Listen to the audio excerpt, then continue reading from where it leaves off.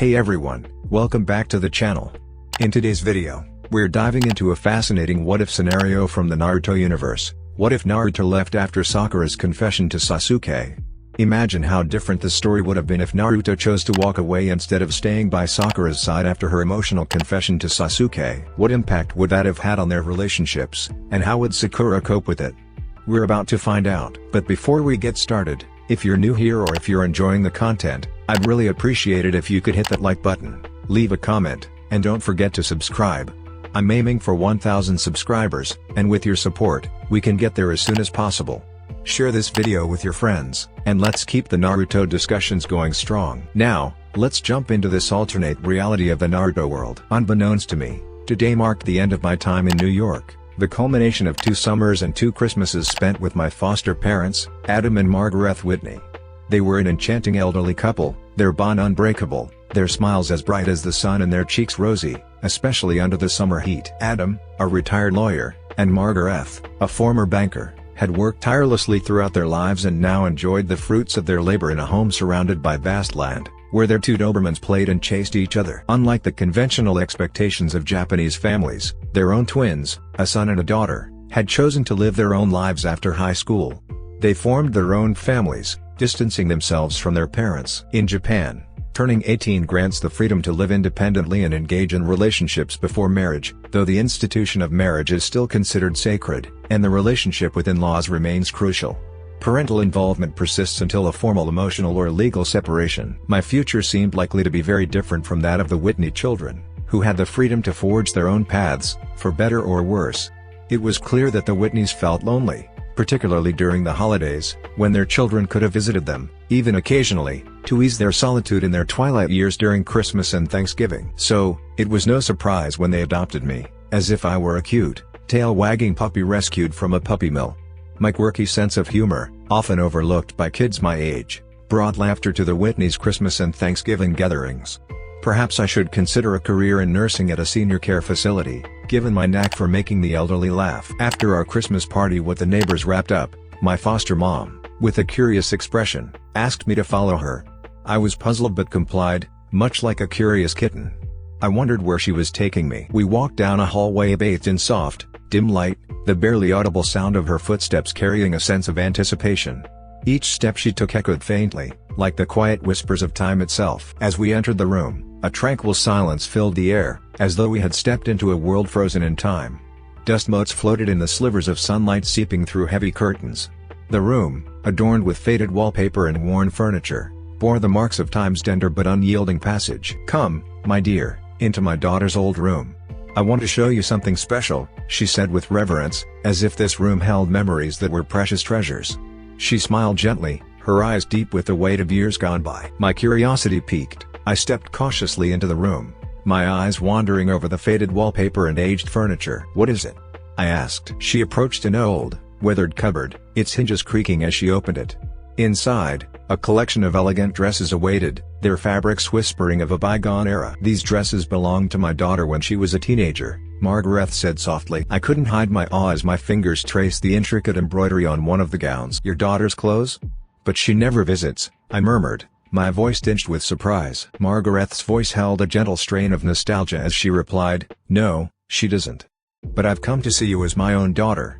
Let me share stories of her while you try on one of these dresses." Her words painted vivid pictures of memories, and I felt deeply touched by the sincere tales of love, laughter, and the shared moments between them. I moved respectfully toward her, sitting at the edge of her daughter's old bed.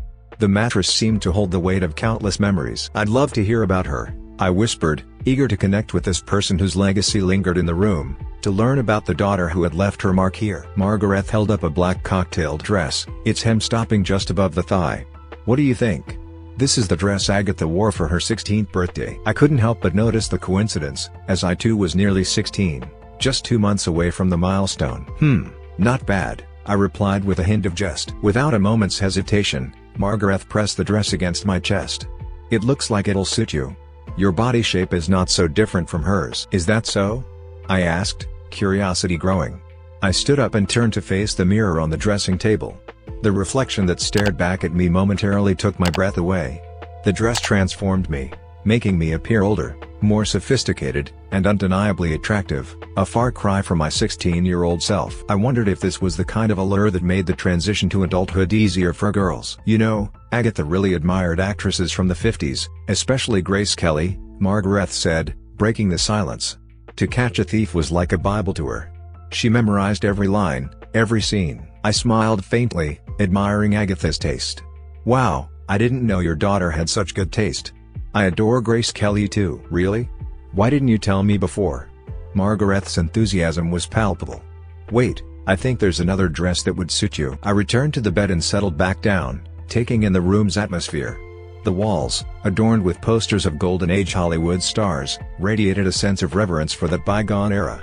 Agatha's love for the slender figures of Audrey Hepburn, Grace Kelly, and Sharon Tate stood out, aligning her with the timeless elegance they embodied. My gaze shifted to a nightstand bearing dusty photographs that captured Agatha's essence through the years. In one photo, she stood confidently on a yacht, her wavy blonde hair cascading freely, embraced by a brunette-haired man. Another photo showed her ascending a staircase in the same black dress I now held, exuding the air of a top-tier celebrity. Her tiara, bun, and poised expression made her a blonde incarnation of Audrey Hepburn. In this room, filled with echoes of time, I felt a connection with Agatha, her legacy lingering in the memories and dresses left behind. If only Agatha hadn't left so soon, Margaret sighed, her voice tinged with sorrow. But then, her mood brightened. Hey, take a look at this sleeveless red cocktail dress. What do you think? Wow, that's stunning, I said, my eyes lighting up. Mind if I try it on? Of course. It'd be a waste to leave it lying around in this old cupboard, Margaret replied as she retrieved several other dresses and placed them on the bed. I stepped behind a nearby wall, feeling a bit shy as I removed my brown sweater and jeans. Margaret teased, Sakura, stop being silly. Why so shy to change in front of your foster mom? We've done it a million times when I used to take you to the gym. I chuckled, replying, yeah, but you know I'm not your biological daughter. Without hesitation, I slipped into the dress. It fit perfectly, though I struggled with the zipper at the back, my fingers fumbling in panic. Finally, I emerged from behind the wall and approached Margaret for help. She smiled warmly. Why didn't you just ask for help? You never do. Sorry, I said with a grin. With a gentle touch, Margaret adjusted the dress, her hands resting lightly on my waist. Turning to the mirror, I was amazed at how I looked. The reflection seemed to pose the age-old question, mirror, mirror on the wall, who's the fairest of them all? You look wonderful, Sakura, Margaret praised sincerely, her hand on my shoulder, a sentiment I rarely heard from my own mother. Strangely, others often showed more affection toward me. It's a shame a girl as lovely as you doesn't have a boyfriend, Margaret said, smiling. Are there no boys at school interested in you? I grimaced, thinking of Jesse from my sophomore class, who had invited me to watch movies. But my heart was already consumed with thoughts of Sasuke, the man I longed for back in Japan, who had never openly reciprocated my feelings. To be honest, I began, turning toward her, there's someone I've liked since I was a child. Really? Who's the lucky guy? Margaret asked as she tucked a strand of my hair behind my ear. Sasuke. But it's just. I hesitated. Margaret's eyes twinkled with curiosity. It's just what? He never seemed interested in me, I admitted, my voice tinged with pessimism. Don't say that, Margaret scolded gently. How could there be a man who wouldn't be interested in you? Is he gay? Stop teasing me, I said, a little embarrassed. Sasuke clearly likes girls. How can you be so sure? Margaret teased again. You never know. Because he once said that he prefers girls with long hair, I explained. Even with your short hair, you look charming, Margaret assured me. A man won't care about your hairstyle or clothes if he truly loves you. First impressions matter, but what's even more important is self-confidence. Margaret gently grasped both of my arms, her gaze steady and intense. Look at yourself in the mirror. Turning to the mirror, I saw a girl with pink hair and a thoughtful expression staring back at me, dressed in a red cocktail dress. She was beautiful, confident, and exuded the kind of strength I had never before acknowledged in myself. I stood tall. And for the first time, I didn't feel out of place. In the peaceful stillness of the early morning, I dove into my routine with a sense of purpose. The soft glow of the bathroom light set the perfect tone. This was my time, a ritual that transformed the mundane into something enjoyable, and I soaked in every moment of it. First step, washing away the remnants of sleep and stress. The warm water of the shower wasn't just cleaning my body, it felt like a mental reset. It was like the weight of the world was flowing down the drain. With my skin fully awake, I moved on to my face. a gentle scrub to clear away the remnants of the night. The exfoliation felt like a fresh start, setting the stage for a productive day. Next, I used a heatless curling rod headband, and with ease, my hair fell into effortless curls that framed my face perfectly. No heat, no damage. Let go of yesterday's worries, Sakura. Today's a fresh start, I whispered to myself, breathing in the steam. Now, for the little indulgences. I applied Peter Thomas Roth Cucumber Detox Hydrogel Eye Patches, my at-home spa moment. The cool sensation felt amazing, erasing any signs of puffiness and giving me that fabulous glow. My routine turned into a mini masterpiece. I grabbed my gold electric facial roller, sculpting my face with its sleek design, followed by the Jillian Dempsey Gold Bar, each roll an affirmation of poise and elegance. Then, a refreshing cool touch from the Berkeguy's roller, easing tension and boosting circulation. As I grabbed the Mount Lai Jade Gua Sha, my neck, collarbone, and face became a canvas, gently massaging away any residual stress. Simple, yet so effective. A playful step followed, just a quick trim for any stray nose hairs. Keeping it real. Next, I applied Jenny Patinkin Pure Luxury Organic Reusable Sheet Mask. It was pure luxury, my skin basking in the soothing sensation. Afterward, I lathered up with raw shea butter body lotion, soft skin with a comforting scent. Finally, the finishing touch, Sally Hansen's airbrush legs in beige glow. My legs and arms were flawlessly covered, like the final stroke on a masterpiece. Once transformed, I slipped into my school uniform and added Agatha's plaid wool coat, which took my outfit to the next level. Confidence radiated from me as I pulled on transparent stockings. Looking good, I thought, checking my reflection one last time before heading out. Makeup time was an exercise in natural elegance, inspired by Agatha Whitney. Each brushstroke was a nod to sophistication. Standing there, amidst the chaos of my morning routine, I felt ready for whatever the day threw at me. Perfection is within reach, Sakura. You've got this, I reminded myself. The day began with the subtlety of a marching band in a library, thanks to my not-so-brilliant decision to stay up late binge-watching Pride and Prejudice and embracing my 4 a.m. morning routine. The result? A throbbing headache. Ugh, waking up early after a Pride and Prejudice marathon? Brilliant, Sakura, I groaned, shuffling toward the kitchen to prepare for my furry alarm clock. There he was, Tabby, my chubby British shorthair, meowing as he waddled after me. Oh, my little Tabby. You're so plump now, I cooed, squatting to stroke his head. You've turned into a portly prince with an appetite to match, haven't you? Tabby responded with a sassy meow, as sunlight bathed his gray fur in a warm glow. He was practically glowing, like he was on a catwalk. As I poured food into his bowl, he devoured it like a starved cat.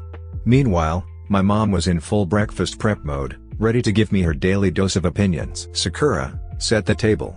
I'll wake your dad, she sighed.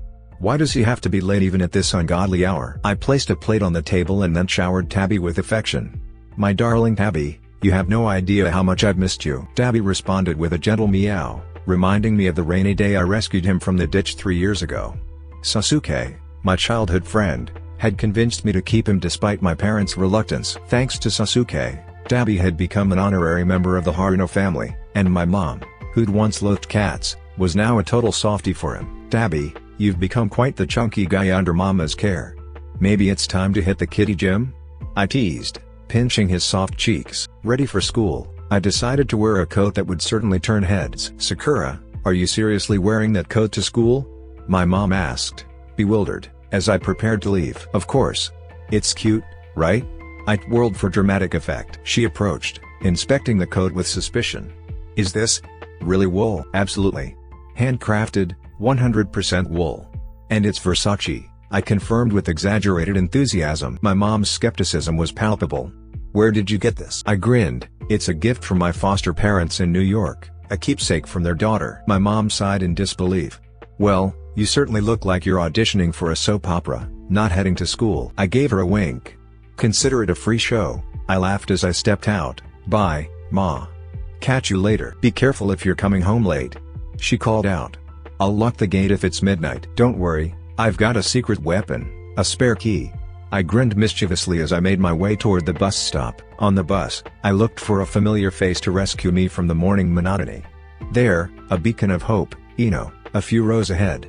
I made my way toward her, but something was off. Well, look who's here, I said, surprised. Ino turned, her expression shifting to curiosity. Sakura, you're back. I thought you disappeared. I noticed her unfamiliar uniform. Wait, Ino, why the change of uniform? Ino chuckled. Oh, I switched to a new school. And this guy next to me? That's Sai, my boyfriend. My jaw dropped. What? New school and a boyfriend? You're on another level. Sai, who had been quietly watching, finally spoke. Hi, Sakura. Ino's mentioned you before. Nice to meet you, he said with a smile. I stammered, noticing that he was good looking but not as much as Sasuke. Hi, Sai. This is unexpected. Ino grinned mischievously. Sasuke? Oh, that's old news. Sai's the star of my life now. Her eyes then flicked to my coat.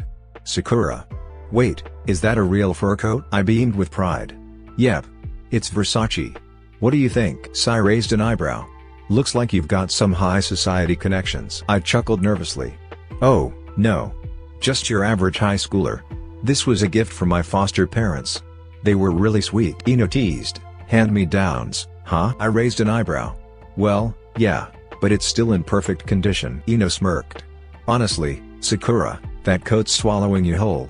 You'd look better in a grandma sweater than that. I shot back with a grin. Are you secretly jealous and dying for a matching coat? Come on, spill. Ino just smirked. Nice try, but I'll pass. Ino and her boyfriend quickly disembarked at a busy bus stop, their hands still clasped together. I couldn't help but feel a mix of awe and a little envy as I watched them. Catch you later, Sakura-chan. Text me, okay? Ino called out, her voice ringing through the air. I waved back, shouting, of course. Bye, Ino. The bus pulled away, and I found myself marveling at the unpredictable ways life, high school friendships, and even fashion choices could surprise you. Walking confidently onto the school grounds, the atmosphere was charged with curiosity and amusement. The hallway turned into an impromptu stage, as boys exchanged surprised glances and whispered among themselves. A guy with striking blue hair was heard asking his friend, who's she? Haven't seen her around before, but she's pretty cute. His friend nodded, his voice casual, yeah, she gives off a different vibe. Another boy, still intrigued, added with a friendly smile, new student? Let's see what she's about. Their remarks were full of genuine curiosity, appreciating my presence without going overboard. It was clear I had sparked some interest, and they were eager to know more. Among the group, Sasuke stood with his usual cool indifference. However, I noticed a slight flush on his face, and he tried to cover it up with his usual stoic attitude, making up an excuse that almost had me laughing. Sakura, don't flatter yourself. I'm not blushing. It's just a mild sunburn, Sasuke said nonchalantly as I approached him. I couldn't resist teasing him. Oh, Sasuke, I didn't know sunburns could turn your cheeks into neon signs. His face turned even redder at my teasing, and he shot me a glare that only made me laugh more. As I continued walking down the hall, I couldn't help but chuckle at the humor of the moment. However, in my amusement, I tripped over my own feet and almost stumbled into the teacher's room. My face burned with embarrassment as I quickly backed away, catching the confused glances of a few teachers. The entire school felt like a stage for my awkward comedy, and the more I laughed, the more I realized that life's funniest moments are often the ones you can't plan. Standing before the class, beads of sweat dotted my forehead. Introducing myself as the new student felt like a delicate balancing act. The classroom was full of unfamiliar faces, all staring at me as if I were an alien.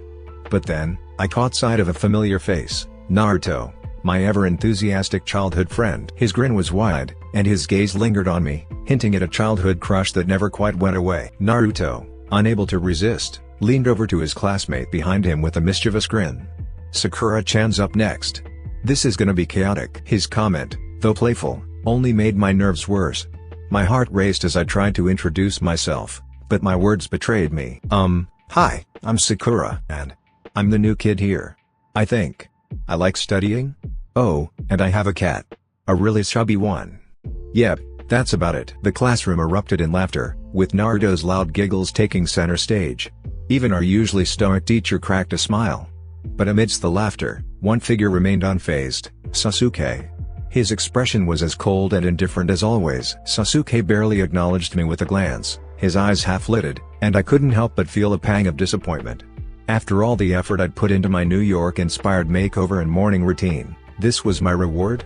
Sasuke seemed completely unimpressed. As I walked to my seat, doubt crept in. Was my effort for nothing? Was Sasuke really indifferent, or was he just playing it cool? Despite the self-doubt, Naruto's playful remarks and the classroom's laughter reminded me that even awkward moments can build camaraderie and lighten the mood. During the break, The schoolyard buzzed with energy as Sasuke and his classmates were locked in an intense basketball match. The bleachers were packed with excited students, cheering on their teams. Amid the excitement, I tried to get Sasuke's attention, but he was too focused on the game. I muttered to myself, "Come on, Sakura, you can do this." I sat in the front row of the bleachers, crossing my legs subtly. The movement didn't go unnoticed, and some of the boys, including those on the court, glanced my way. Naruto, momentarily distracted, mumbled, "What's Sakura-chan doing here?" His comment caused a brief disruption, with some boys fumbling the ball. Sasuke, however, was unfazed, executing a perfect shot and scoring a point for his team. The other boys couldn't resist showering me with whistles and catcalls, making the situation more awkward. I cleared my throat, feeling Sasuke's eyes on me. He quickly shouted at his teammates, "Focus on the game, guys. Don't let distractions mess it up." A wave of relief washed over me as I realized Sasuke was actually looking out for the game, and for me, in a way. Maybe his stoic demeanor wasn't indifference after all. The game continued, and I found myself sneaking glances at Sasuke, who was laser-focused on the match. Yet, every now and then, his gaze flicked toward me, as if he was checking on me without letting anyone notice. When the game ended, Sasuke's team had won, and in the midst of the celebration, his eyes met mine. A tiny smile tugged at the corners of his lips, and it felt like a small victory. There was something deeper about Sasuke, something I couldn't quite figure out yet. I couldn't wait to uncover the mystery behind the stoic Uchiha. Amidst all the chaos, a new figure entered the scene, Karen. She was intense, with glasses that gave her a sharp look, and she was absolutely obsessed with Sasuke. Despite his polite refusals, she believed she had a shot with him. I noticed her shooting me disdainful glances, clearly not happy with the attention I was receiving from the boys. With Ino gone, I found myself without a close friend to talk to. Most of the girls around me either envied my sudden popularity or were too caught up in their own drama to notice. Feeling lonely, I overheard Karen gushing to her friends, "Did you see that? Sasuke-kun totally looked at me during the game. He can't resist me." I rolled my eyes, suppressing the urge to laugh. It was obvious that Sasuke had been focused on the game, not on her. Later, after another basketball game, Karen jumped onto the court and threw herself at Sasuke, hugging him tightly. Sasuke, clearly uncomfortable, tried to push her off. "Please, don't get so close," Sasuke said firmly. Karen reluctantly stepped back, her frustration clear. "What's wrong? Did Sasuke-kun reject me again?" she asked her friends. I overheard their conversation as they muttered about me, "That plain girl." Trying to steal Sasuke's attention, Karen sneered. Their words stung, but I shrugged it off. It was obvious that Karen's obsession and jealousy were about to create some unnecessary drama, and I had no interest in being part of it. At lunch, the cafeteria felt like a battleground. One girl with a ponytail muttered, "Why is she even here? She's just looking for attention." Her friend agreed, "She's trying way too hard." As if that wasn't enough, a group of boys started calling out to me, inviting me to join them. "Hey there, gorgeous. Want to join us for lunch?" a guy with neon green hair shouted. I wasn't interested in their attention, but before I could react, Naruto came to my rescue. "Sakura. Over here." He waved, his face flushed with embarrassment. Sasuke, seated across from Naruto, remained detached, still focused on his lunch. "Just sit down," Sasuke said flatly. I took a seat next to Naruto, trying to ignore his nervousness. Little did I know, Naruto's feelings for me were deeper than just friendship. Sakura, there's something I wanted to ask you," Naruto began. But before he could continue, a guy with thick eyebrows approached. "Greetings, fair lady. I am Rock Lee," he announced, smiling brightly. I didn't remember if he was in my class, but his face seemed familiar, likely due to his distinctive eyebrows. I extended my hand, smiling politely. "Nice to meet you, Lee." Lee, however, held onto my hand a bit too long, making me uncomfortable. I pulled my hand back gently. "Thanks," I muttered, but Lee wasn't done. "How about we watch a movie together this Saturday night?"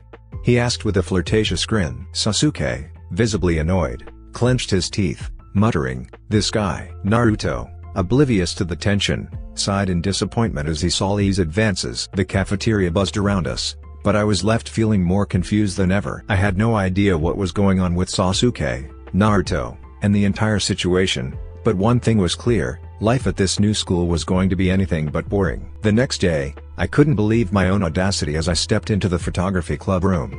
It wasn't the grandest space, but it exuded an undeniable charm, adorned with captivating photographs taken by the members, proudly displayed on the walls. Among them, Sasuke's work caught my eye, a tranquil lake, graced by a pink flamingo wading through shallow waters. The beauty of the scene left me in awe, prompting curiosity about the location where he had captured such a picturesque moment. Adjusting my skirt nervously, I steeled myself for what lay ahead. My heart raced with anticipation, for there was only one reason I had joined this club: Sasuke was a member. My lack of photography experience was a secret I was determined to keep. To my surprise, the club's president, Karen, led the interview with a friendly yet probing smile. "Sakura, we're excited about your interest in joining our club. Can you share a bit about your photography experience?" My voice wavered as I grappled with my hidden agenda. "Well, I don't have much experience, but I thought it could be a fun way to spend time with friends." Karen, with keen intuition, leaned in slightly, her eyes narrowing subtly. "Friends, huh? Anyone specific in mind?" Embarrassment engulfed me as I hesitated, unwilling to reveal my true motive. "Well, actually. I mean, nothing in particular. Just forget it." Karen's eyes lit up with understanding as she skillfully grasped the unspoken. A subtle smile played on her lips. "Ah, I see. Well, photography has a way of revealing unexpected things. Let's move on to the practical test." As I navigated the camera settings, Karen's two male friends, Juugo and Suigetsu, exchanged knowing glances. Suigetsu couldn't resist leaning toward Juugo and teasing, "Looks like someone's more focused on our club's pretty boy than on photography." Juugo chuckled softly, his gaze fixed on my sincere yet uncertain attempts with the camera. This should be interesting. Oblivious to their comments, I continued to snap random photos, striving to make a favorable impression. When I finally handed the camera back to Karen, my face was aflame with embarrassment. Karen reviewed the photos on the camera's screen, offering a reassuring smile. "Not bad for a beginner, Sakura. We'll help you develop your skills if you decide to join us. But one last thing, why do you want to be a part of this club?" My thoughts circled back to Sasuke, the sole reason I had ventured into this room. With a soft smile, I confessed, "I want to understand photography better and learn from all of you. I'm genuinely passionate about it, but I have no idea where to start." Juugo and Suigetsu exchanged glances once more, this time tinged with sympathy for my sincerity. Karen, possessing an uncanny ability to read people, sensed my authenticity and nodded approvingly. "All right, Sakura, you're in. We'll guide you through the process. Just remember, photography is about capturing moments and emotions. It's not just taking pictures, it's finding your passion." As I officially became a member of the club, my heart soared with relief and gratitude. Being closer to Sasuke was an opportunity I couldn't pass up, and I was determined to ensure that Karen wouldn't interfere with my plans. However, Karen had a knowing twinkle in her eye. She recognized that my interest in photography was deeply intertwined with my feelings for Sasuke from the very beginning. Little did I realize at the time that beneath Karen's friendly demeanor, a hint of jealousy lurked. She had sensed my true intentions, and it unsettled her. In the days that followed, my fascination with Sasuke only deepened. I remained convinced that there was a hidden side to him, a complexity that intrigued me beyond measure. Our brief, secret exchanges during the basketball game lingered in my mind, leaving me eager to peel back the layers and discover more about his true feelings. Then, one unexpected afternoon, as the school day concluded, Sasuke did something that sent my heart racing.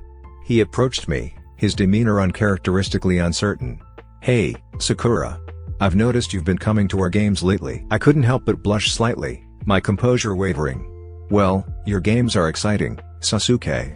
I can't resist watching." Sasuke's eyes held a hint of something I couldn't quite place, a mixture of surprise and gratitude. I appreciate it.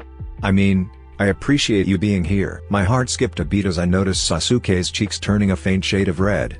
It was a rare sight, one that revealed a vulnerability I hadn't seen before. In that moment, I realized that beneath his stoic exterior, Sasuke harbored emotions he rarely expressed. It was a revelation that left me both captivated and hopeful, convinced that there was more to Sasuke than met the eye. However, before I could dwell on this newfound connection, Naruto shockingly bounded toward us, his enthusiasm uncontainable. He immediately wrapped his arms around both Sasuke and me in a bear hug. "Gah! Naruto!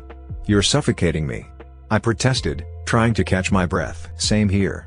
Sasuke chimed in, swiftly pushing Naruto's arm away. "Sasuke, I can't believe you were just trying to flirt with this girl," Naruto teased with a mischievous smirk. "You're so wrong," Sasuke retorted quickly. "We're not flirting." "Yes, you are," Naruto chuckled proudly. "I mean, Just look at your face in the mirror. I couldn't help but stifle a silent laugh when I saw Sasuke's flustered cheeks. Sasuke-kun, you look so cute. Sasuke immediately scowled and averted his gaze.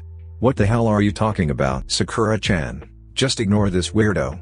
How about we grab some ramen together? You know, the weather's still quite cold, isn't it? Ramen will warm you up, Naruto suggested with an inviting grin. Okay, sure, I replied. But before I could move, Sasuke decided to leave. Fortunately, Naruto clamped his arm around Sasuke's neck, preventing his escape. Hey, weirdo. Are you giving up so easily? I know I'm hotter than you, but I don't want to see you look miserable. Come on, join us. Okay? Naruto urged with an unwavering sense of confidence. I couldn't help but shake my head at Naruto's delusions. He thought he was more charming than Sasuke? That was quite a stretch. Who's jealous, you idiot? Sasuke snapped irritably. Let go of me. You almost suffocated me, you know. I'll let you go as long as you come with us. But I'm sorry, if you become the third wheel later, Naruto declared with excessive self-assuredness. Deep within, I valued Naruto's steadfast friendship, recognizing that I couldn't reciprocate his romantic feelings. His infectious enthusiasm and genuine laughter added brightness to my life, even as my heart remained set on Sasuke. Seated at Ichiraku Ramen, Naruto's go-to spot, a wave of nostalgia washed over me. The comforting scent of steaming ramen filled the air, and the lively chatter of fellow diners created a warm and inviting atmosphere, an ideal backdrop for a heartfelt conversation. Naruto eagerly slurped his ramen, eyes twinkling with anticipation. So, Sakura, tell us more about your life in New York. What was it like? I couldn't suppress a smile at Naruto's enthusiasm. Well, it was quite different from life here in Tokyo. Everything was fast-paced, and I had to adapt quickly. I was living with my foster parents, and they had a daughter of their own. Naruto's curiosity was palpable. Did you get along with her? I sighed. Not really. She was always busy with her own life and hardly visited our home.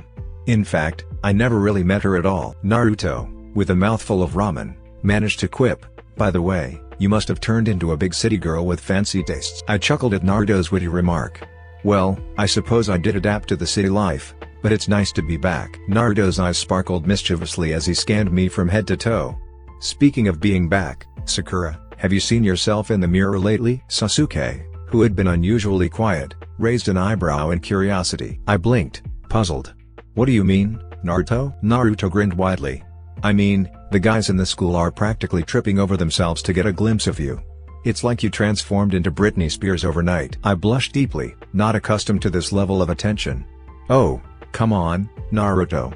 It's not that big of a deal. I glanced at Sasuke, who was busy pretending to be indifferent to our conversation but couldn't help but overhear. I noticed the subtle shift in his expression, a hint of curiosity beneath his facade. Naruto's right. You did change quite a bit. What's your secret?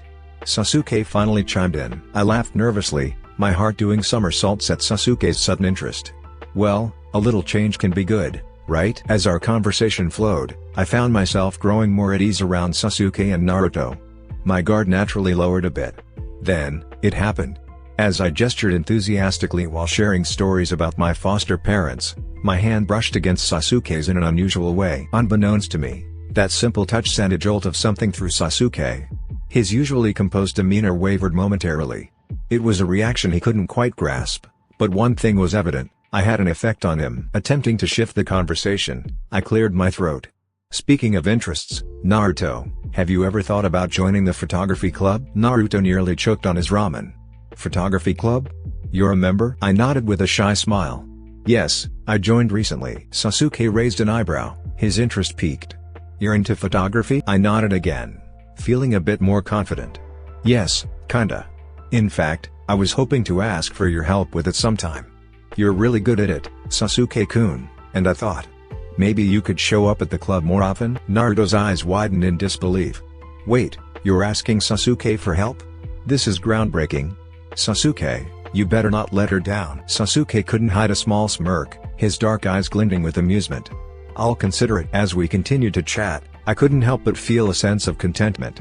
My life had taken an unexpected turn since returning to Tokyo, and now, surrounded by friends like Naruto and Sasuke, I couldn't wait to see where the future would lead. In the days following our ramen outing, a surprising development unfolded. Sasuke began attending the photography club more frequently. The unexpected shift caught everyone off guard, myself included. Karen, our perceptive club president, seemed to misinterpret the reason behind his newfound interest. Approaching me with a sly smile, Karen remarked, "Sakura, have you noticed Sasuke's increased presence at the club lately?" I nodded, a mix of excitement and nervousness coursing through me. "Yes, he has. It's been nice having him around." Leaning in with mischief in her tone, Karen suggested, "You know, Sakura, I think he might be interested in someone here." My heart skipped a beat at her insinuation. Could it be that Sasuke was finally taking notice of me in a different way? "Oh, really? Any guesses on who it could be?" Karen's eyes sparkled as she replied, "Well, it's hard to say, but I have my suspicions." "Could it be me?" Karen chuckled loudly as I rolled my eyes, mildly irritated by her overconfidence. As the days passed, Sasuke's presence became a regular occurrence at photography club meetings. He not only observed but actively participated, offering tips and guidance to everyone, including me. On a sunny afternoon during a school break, I found myself in the schoolyard with my camera, attempting to capture the spirited basketball game.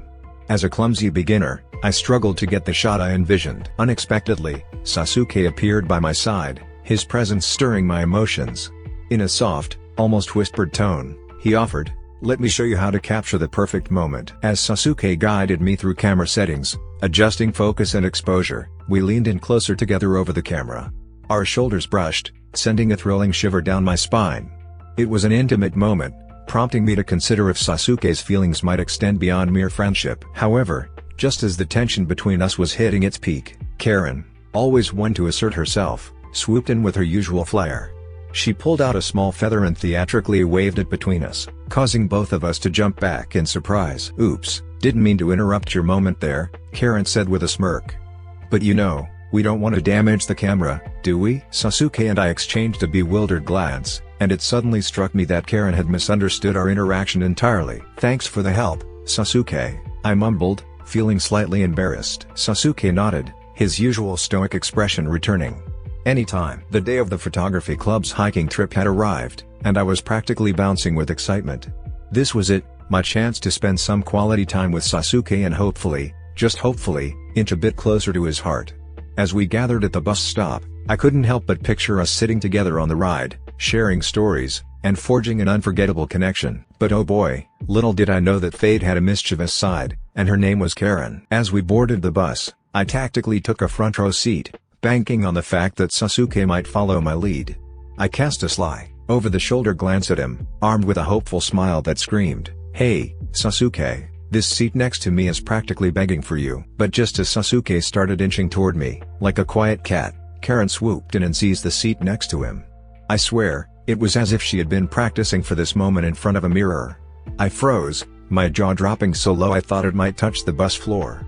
Sasuke looked equally stunned, but not in the way I'd hoped. "Sakura," Karen purred with the charm of a sly fox, "mind if I sit here next to Sasuke?" My heart plummeted into my stomach, and my voice wavered as I replied, Sure, Karen. It's okay." Defeated, I slunk to a seat further back, wondering if fate was playing a cosmic prank on me. There Sasuke sat, locked in conversation with Karen, probably discussing the finer points of aperture and shutter speed, or worse, comparing camera lenses. But just when it seemed like all hope was lost, destiny decided to throw in a plot twist, a hilariously awkward one. The bus hit a particularly treacherous stretch of road, and suddenly, Karen slid a tad too close to Sasuke. His discomfort was written all over his face, as if he were trying to figure out how to escape this sticky situation without causing a scene. Seeing this as a sign from the heavens, I decided to seize the moment. As the bus hit the next bump, I executed my brilliant plan. I pretended to trip and fall forward. It was a performance worthy of an Academy Award, complete with exaggerated stumbling and flailing limbs. In the chaos that ensued, I crash-landed into the seat next to Sasuke. The look of astonishment on his face was priceless, and I flashed my most innocent smile, complete with sparkling eyes. "Oops, sorry, Sasuke. I guess I tripped." Karen, utterly flustered and clearly not pleased with my unexpected arrival, begrudgingly retreated to her original seat. She shot daggers at me with her eyes, the kind of look that could turn Medusa into stone. But at that moment, I couldn't have cared less. I had secured my coveted spot next to Sasuke, and nothing, not even Karen's expert scheming, could steal that away. As the bus roared to life, and we set off on our hiking adventure, I couldn't help but giggle inwardly. Sometimes, All it took was a bit of luck and a touch of slapstick clumsiness to get what you wanted, and perhaps, just perhaps, get a little closer to the one you fancied. As I sat next to Sasuke on the bus, my heart raced like an agent in a high-stakes mission. This was it, the perfect chance for a meaningful conversation that would bring us closer. But, oh boy, the silence was more awkward than a cat trying to walk on water. I cleared my throat, my voice coming out in a squeak that would put a mouse to shame. "So, Sasuke, are you excited about this hiking trip?" Sasuke turned his head to look at me, and I swear I saw the faintest hint of a smirk tugging at the corner of his lips. It was as if he found my attempt at small talk amusing. "Yeah," he replied, his tone as cool as an ice. "It should be interesting." Interesting? That was it? My brilliant opener had garnered a one-word response. I couldn't let this conversation die like an unattended campfire. Desperate to salvage the situation, I pressed on. "Have you been on many hikes before?" Sasuke leaned back in his seat, his eyes gazing out the window at the passing scenery. "A few," he said, his voice carrying a hint of nostalgia. "But it's been a while." I seized on this nugget of information like it was a priceless jewel. "Oh, really? Any memorable hikes you'd like to share?" Sasuke's lips curled into that elusive smirk again, and I couldn't help but wonder if he was secretly enjoying my attempts at conversation. "There was one," he began, his voice softer now, as if he were lost in the memory. "In the mountains near my grandparents' estate. It was peaceful." My heart skipped a beat. This was it, a glimpse into Sasuke's past. I had to tread carefully. "Peaceful, huh? Must have been nice." Sasuke nodded, and for a brief moment, his guard seemed to drop just a fraction. "Yeah, it was." Emboldened by this tiny crack in his stoic exterior, I decided to push my luck a little further. "You know, Sasuke, I've always found nature to be so inspiring." Sasuke turned to look at me again, and this time, that smirk of his was more pronounced. "Inspiring, Sakura? In what way?" I could feel the sweat forming on my brow. I had to come up with something poetic and profound, something that would make Sasuke see me as more than just a clumsy girl. But instead, I blurted out the first thing that came to mind. "Well, you see, nature is like a metaphor for life, you know? It's beautiful, unpredictable, and sometimes, you just have to go with the flow, like a leaf in a river." Sasuke's smirk turned into a full-fledged grin, and I couldn't help but feel a sense of triumph.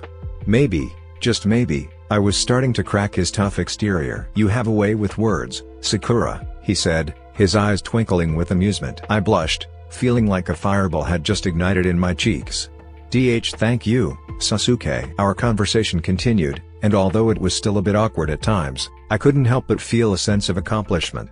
Sasuke had shown his comfort in a subtle way, with that smirk of his, and it was a small victory that made the bus ride to the hillside a lot more enjoyable. The hiking trip was in full swing, and I was determined to make the most of it, especially when it came to photography. Armed with my camera, I ventured off the path in search of the perfect shot, my excitement bubbling over like a shaken soda can. But, of course, my journey to photographic greatness was filled with a fair share of hilarious mishaps. I was practically the poster child for clumsy photographers. First, I stumbled over a rogue tree root, my camera snapping wildly as I tried to regain my balance. "Whoa," I exclaimed, narrowly avoiding a faceplant into the dirt. Karen, Juugo, and Suigetsu, who had been observing my antics from a distance, burst into laughter. Karen's melodic giggle rang through the forest, and I couldn't help but blush at the spectacle I was making. Not one to be easily deterred, I continued my quest for the perfect shot. I ventured closer to a picturesque stream, hoping to capture the glistening water against the backdrop of vibrant greenery. But the universe had other plans. As I tried to frame the shot just right, I slipped on a mossy rock and tumbled unceremoniously into the stream. My camera went flying, and I let out an undignified yelp. Karen, Juugo, and Suigetsu, who had been keeping a watchful eye on my misadventures, roared with laughter. They were practically rolling on the ground now, and I couldn't help but join in despite my soggy predicament. However, amid the laughter and my not-so-graceful water exit, someone extended a hand to help me up. It was Sasuke, and his expression was a curious mix of concern and amusement. "Need a hand, Sakura?" I took his hand, feeling my cheeks heat up even more. "Thanks, Sasuke. I seem to be making quite the impression today." He gave me a lopsided grin, his gaze flickering to the soaked camera beside me. "Well, at least you're not boring." It was such a Sasuke-like response, and I couldn't help but smile back at him. But as we shared that moment of camaraderie, I couldn't ignore the seething jealousy radiating from Karen as she pressed her lower lips. Karen's smile had disappeared, replaced by a forced one. She exchanged a glance with her friends, and it was clear that my little accident had not only soaked me but intensified her desire to one-up me in Sasuke's eyes. So, there I was, sopping wet and slightly bruised, but in Sasuke's good graces. It seemed like clumsiness had its perks, even if it meant providing entertainment for Karen and her friends. As we continued our hike, I couldn't help but chuckle at my own misadventures, knowing that every stumble was bringing me closer to Sasuke in more ways than one. As the hiking trip continued, I couldn't help but notice how close I had gotten to Sasuke after my clumsy antics. It was like fate was conspiring to keep us near each other. Sasuke's occasional smirk and subtle gestures had me convinced that he was becoming more comfortable around me. We stumbled upon a breathtaking clearing with dappled sunlight filtering through the leaves. The scene was straight out of a fairy tale, and I eagerly snapped pictures, hoping to capture its ethereal beauty. But my attempts to get the perfect shot were met with a frustratingly uncooperative camera since it was just soaked with water due to my mishap earlier. Sasuke, who had been observing my struggle with mild amusement, approached me. "Let me see your camera for a moment." I handed it over, my heart doing somersaults in my chest. Was he going to help me with my settings? The thought alone was enough to send my pulse racing. With his usual air of indifference, Sasuke adjusted a few settings and handed the camera back to me. "Try it now." I raised the camera to my eye and took a shot. The difference was like night and day. The colors were richer, the composition perfect. I couldn't help but gasp in awe at the improvement. Sasuke's smirk returned, but this time, it held a different kind of satisfaction. "You just need to know your equipment better." His words were like music to my ears, and I couldn't help but smile gratefully. "Thank you. You really saved the day." But while Sasuke's assistance had elevated my photography game, it had also ignited a fiery jealousy in Karen. She had been watching our interaction with a scowl that could curdle milk. As we continued our hike, Karen began to hatch a plan. A plan so unusual, it could only be described as hilariously devious. She decided that if she couldn't have Sasuke's attention, then I shouldn't either. So, with a sly smile, she sidled up to me and engaged me in a conversation, all the while leading me further away from the group. I was so engrossed in talking to her that I didn't realize we had veered off the path until it was too late. I eventually noticed the telltale signs of being lost, unfamiliar landmarks, strange sounds, and a sinking feeling in my gut. Panic began to well up inside me. Unbeknownst to me, Sasuke had been quietly observing from a distance. His indifference had melted away, replaced by genuine concern. He excused himself from the group without drawing much attention and began to trail after me, careful to keep his presence hidden. I was oblivious to his pursuit as I wandered deeper into the forest, my anxiety growing with each passing minute.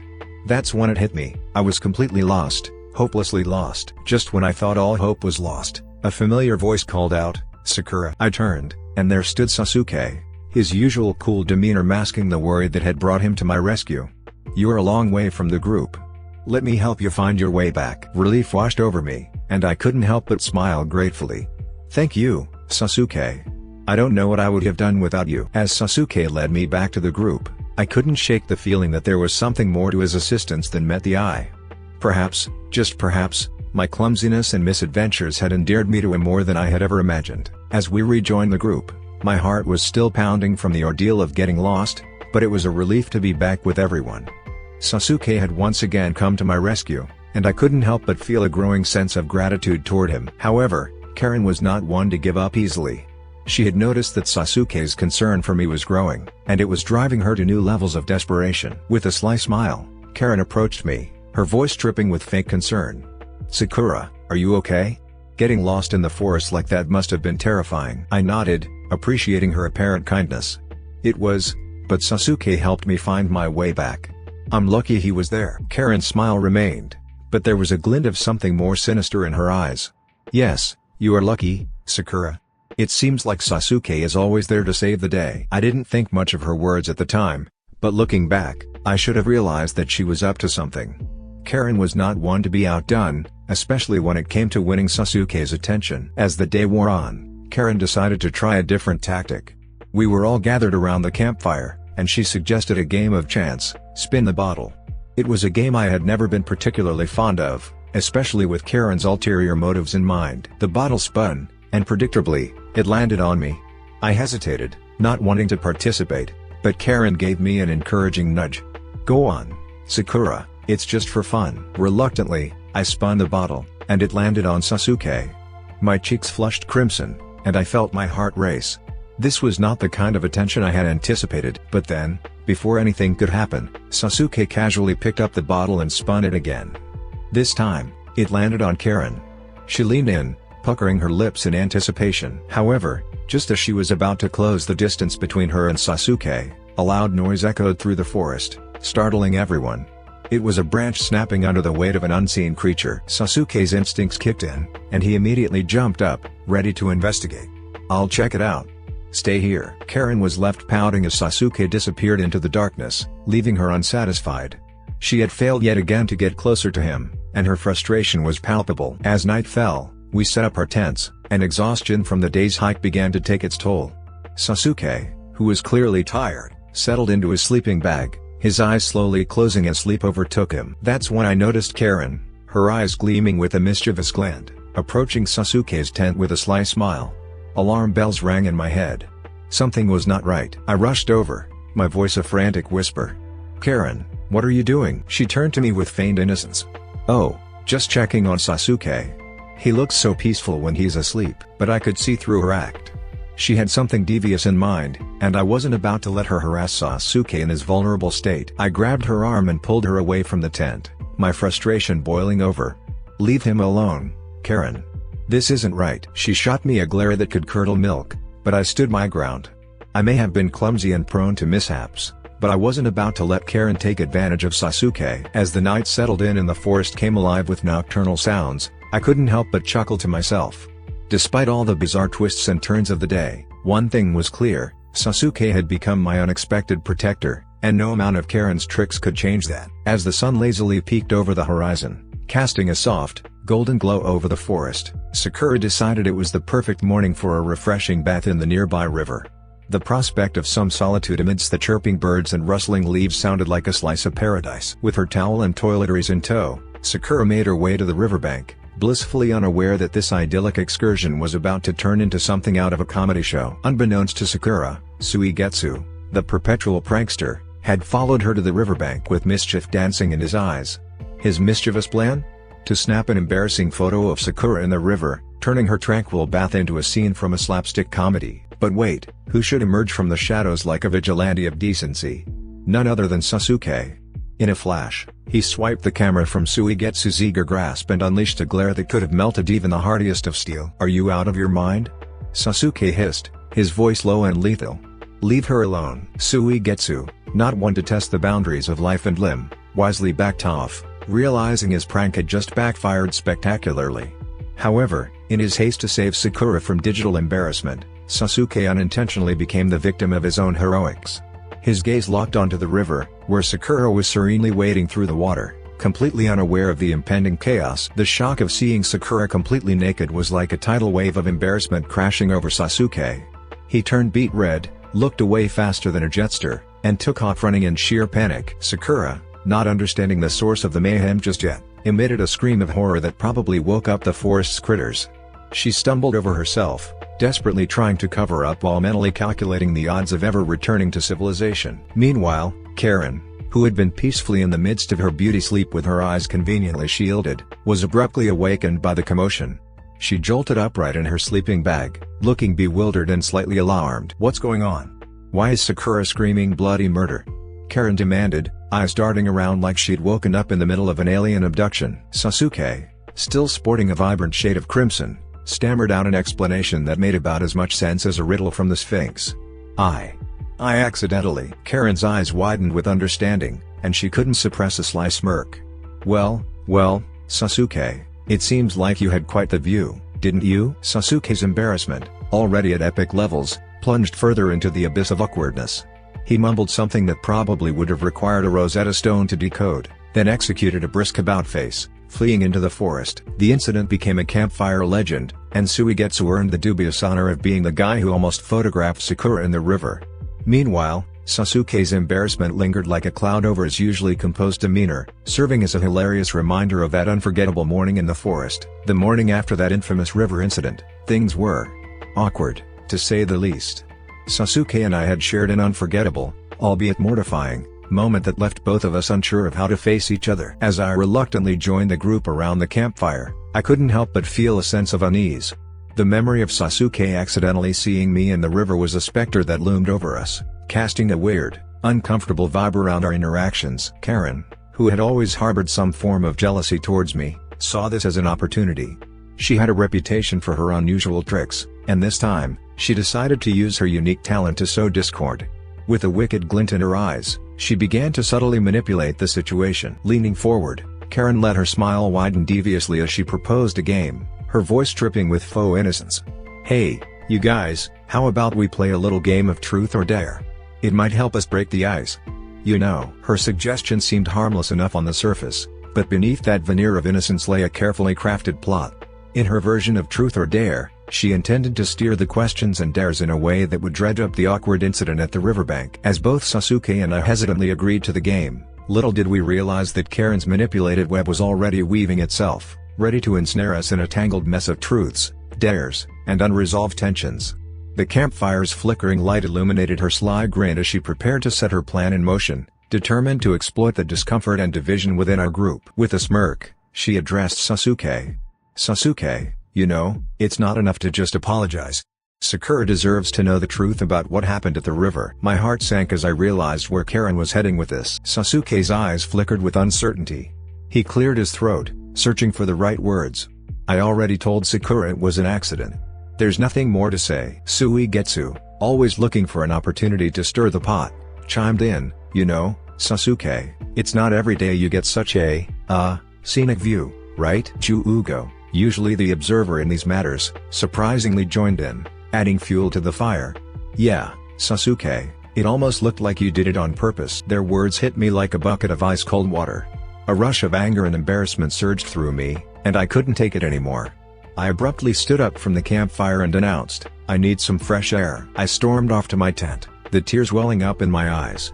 It was infuriating how easily they had pinned the blame on Sasuke. I thought he had been genuinely trying to help. But now, my trust felt broken. As I sat in my tent, wiping away the tears, I heard the rustling of the tent flap. Sasuke had followed me, and he looked genuinely concerned. He began to explain, "Sakura, what happened back there was an accident. I didn't mean to." But I wasn't in the mood to listen to explanations. I cut him off, my voice trembling with anger and frustration. "I don't want to hear it. You should have been more careful." Sasuke sighed, realizing that words alone wouldn't mend the situation. "Okay. I understand. But I promise you, it was a mistake, and I'm really sorry." I turned away, still feeling hurt and embarrassed. "Just go back to the campfire." But Sasuke didn't leave. Instead, he surprised me by saying, "I'll apologize in front of everyone tomorrow, okay? I'll make it right." I blinked in surprise.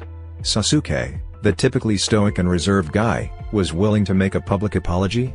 It was unexpected, to say the least. The next day, as our trip was coming to an end, Sasuke gathered everyone around the campfire.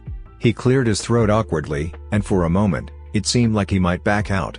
But then, in his unusual way, he looked straight at me and said, "I want to apologize to Sakura for what happened at the river. It was a mistake on my part, and I'm truly sorry." The others fell silent, surprised by Sasuke's unexpected apology. I felt a mix of emotions, but deep down, I appreciated his sincerity. It wasn't easy for him to do this. I nodded, accepting his apology, and a weight seemed to lift from both of us. As we packed up our campsite and prepared to leave, I couldn't help but smile at Sasuke. Our relationship had taken an unexpected turn, but sometimes, it takes a little chaos to bring two people closer together. The aftermath of the river incident was nothing short of chaotic. News spread like wildfire throughout the school, and it seemed like everyone knew about the embarrassing episode between Sasuke and me. Teasing and rumors became a part of our daily routine. In the bustling school hallway, the boys, their mischievous grins barely concealed, relentlessly bombarded Sasuke with questions about the infamous river encounter. Their curiosity carried a not-so-subtle hint of malice, and the scene was infuriating to witness. Kiba, always the brazen one, leaned in, his grin stretching. "So, Sasuke, did you get a good look? You know, for, posterity?" Sasuke's jaw clenched, and his discomfort practically radiated from him. "That's none of your business." Choji, never one to miss a chance to tease, chimed in with a hearty laugh. "Come on, Sasuke, we're all friends here. Spill the beans.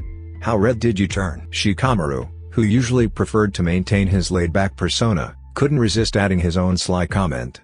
"Troublesome, isn't it? Seeing your crush in such a revealing situation. Sasuke's scowl deepened, and he muttered something under his breath, clearly not wanting to engage in their banter. Lee, brimming with righteous indignation, couldn't hold back any longer. "How dare you harass my girl, you bastards," he snapped, his anger palpable. Unable to bear Sasuke's continued discomfort, my voice rose above the teasing banter, firm and unyielding. "Enough, guys. It's not funny anymore. Sasuke deserves some privacy, and we should respect that." The boys exchanged glances, momentarily taken aback by my stern tone. Finally, Shikamaru shrugged, his mischievousness subsiding. All right, Sakura. We'll drop it. No harm meant." As the hallway crowd quieted down, the uncomfortable tension dissipated, leaving behind a sense of relief. In that moment, I couldn't help but hope that our shared understanding would prevail over needless teasing and harassment, and that Sasuke could finally find some respite from the relentless inquiries about that ill-fated river encounter. I couldn't pinpoint who had initially spread the story, whether it was Karen, Suigetsu, Ju-Ugo, or someone else from the photography club. The truth was, it didn't matter anymore. The damage had been done, and it was Sasuke and I who were paying the price. One day, as I walked into the classroom, I noticed a curious commotion near Suigetsu's desk. Students from our class were huddled around him, their faces a mix of excitement and anticipation. It was clear that whatever was happening involved the river incident. I approached the group cautiously, wondering what could be going on. As I got closer, I overheard Suigetsu speaking animatedly, his eyes gleaming with mischief. And then, Suigetsu said, relishing the attention, "I tried to capture the perfect shot, but Sasuke appeared out of nowhere and swiped my camera. That fool. What a pity, since her body is chef kiss." The students gasped and exchanged impressed glances. Suigetsu continued, enjoying his newfound status as the center of attention. "But I didn't give up. I attempted multiple times to get that shot, but Sasuke was like a shadow, always there to protect her." It suddenly hit me like a ton of bricks. Suigetsu was the one who had been attempting to capture my embarrassing photo in the river, and Sasuke had thwarted his efforts time and time again. My anger and resentment towards Sasuke began to crumble as the truth sank in. I had been wrong to blame Sasuke for things he didn't do. He had only been trying to protect me, even if it meant putting himself in an awkward and embarrassing situation. My heart swelled with a mix of gratitude and guilt. As the truth about the river incident slowly emerged, I found myself grappling with a mix of emotions. Relief washed over me, knowing that Sasuke had been innocent of any wrongdoing. He had gone to great lengths to protect my privacy, even at the cost of his own dignity. Despite Suigetsu's animated storytelling, I couldn't help but admire Sasuke's unwavering commitment to safeguarding my honor. My heart swelled with gratitude and a newfound respect for him. However, the relentless teasing from our classmates continued, fueled by Suigetsu's revelations.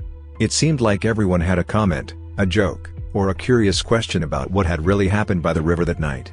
It was as if they couldn't resist squeezing every drop of embarrassment from the situation. But amidst the chaos, I noticed a subtle shift. Some students began to realize the truth about Sasuke's actions and started defending him, chastising the ones who continued to harass us.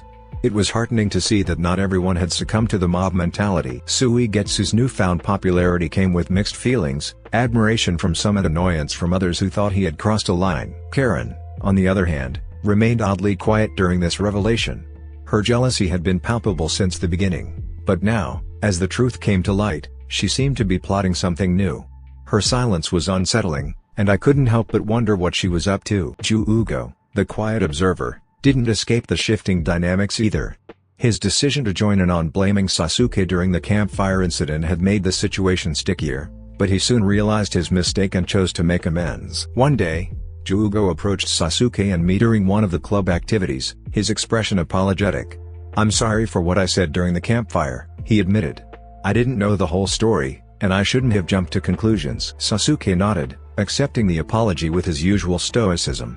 I appreciated Ju-Ugo's sincerity, and it was clear that he genuinely regretted his actions. As for Sasuke and me, our relationship remained complicated.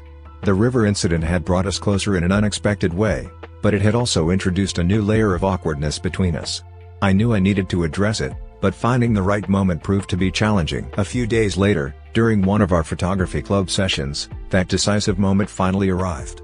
The atmosphere in the room grew heavy, as if an unspoken truth hung in the air, waiting to be unveiled. I could sense Sasuke's intense gaze fixed upon me, his expression an impenetrable mask, impossible to decipher.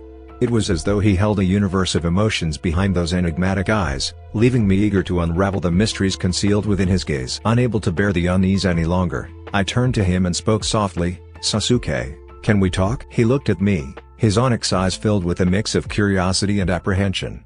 "About what?" I took a deep breath, gathering my thoughts. "About what happened at the river. I want to clear the air and apologize." Sasuke's gaze softened, and he nodded, a subtle sign of encouragement. "I realize now that I was wrong to blame you," I continued. "You were trying to protect me, and I misunderstood your intentions. I'm sorry, Sasuke." For a moment, there was silence between us. Then, to my surprise, Sasuke spoke with a hint of vulnerability. "I should have explained myself earlier. I didn't want to embarrass you further, but I see now that I should have told you the truth." I smiled, feeling a weight lift from my chest. "Thank you." As our conversation unfolded, it was as if a bridge had been rebuilt between us. The awkwardness began to dissipate, replaced by a newfound understanding and a shared appreciation for each other's intentions. Amidst the chaos that followed the river incident, Naruto's unwavering support stood out like a beacon of friendship. His initial jealousy had transformed into a profound sense of pride for Sasuke and a fierce loyalty to both of us. One day, as our classmates engaged in their usual teasing and gossip, Naruto couldn't hold back anymore. He slammed his hands on his desk, drawing everyone's attention. "Hey, cut it out, guys. Sasuke was just being a good friend and looking out for Sakura. We should all be so lucky to have friends like that." His words hung in the air, silencing the room. Even some of the more persistent bullies were taken aback by Naruto's outburst. Sasuke, though not one for words, gave Naruto a grateful nod, acknowledging the depth of his friendship. As the days went on, Naruto continued to stand up for us, deflecting unwanted attention and steering conversations away from the embarrassing incident. It was clear that he was not just our friend but a guardian of our peace and dignity. Sasuke and I, in turn, found ourselves sharing more intimate moments. During photography club meetings, our glances would linger a fraction longer, our smiles would carry a hint of something unspoken. It was a dance of emotions, a silent acknowledgement of the growing attraction between us. One evening, while reviewing our latest photos in the club room, Sasuke's voice, usually calm and composed, took on a softer tone. "Sakura, these shots are incredible. You got some talent, didn't you?" I blushed at his compliment, feeling a warmth spread through me. "Thanks. If it's not because of your help, I won't be able to use the camera properly." Our eyes met, and for a heartbeat, the world outside faded into insignificance. It was in these moments that our connection deepened, and the unspoken words between us grew louder. Uchiha, who was appearing out of nowhere and watching our subtle romance unfold, couldn't help but tease us. "You two are like characters from a romance novel.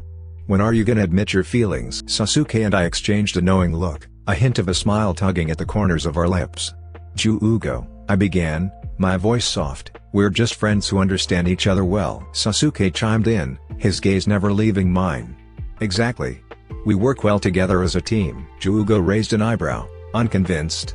"Well, if you say so. But don't let your denial hold you back forever." Little did Uchiha know that our hearts were whispering a different truth, a truth that was waiting for the perfect moment to surface. Or so I thought. One day, as we were setting up our cameras for a sunset shoot, Sasuke's fingers brushed against mine while adjusting a lens. His touch sent a jolt of electricity through me, and I couldn't help but steal a quick glance at him. Sasuke's dark, intense eyes met mine, and for a moment, it felt like the world around us had faded away. His voice, always calm and composed, carried a hint of something more as he asked, "You ready for this?" I nodded, my heart racing, and managed to find my voice.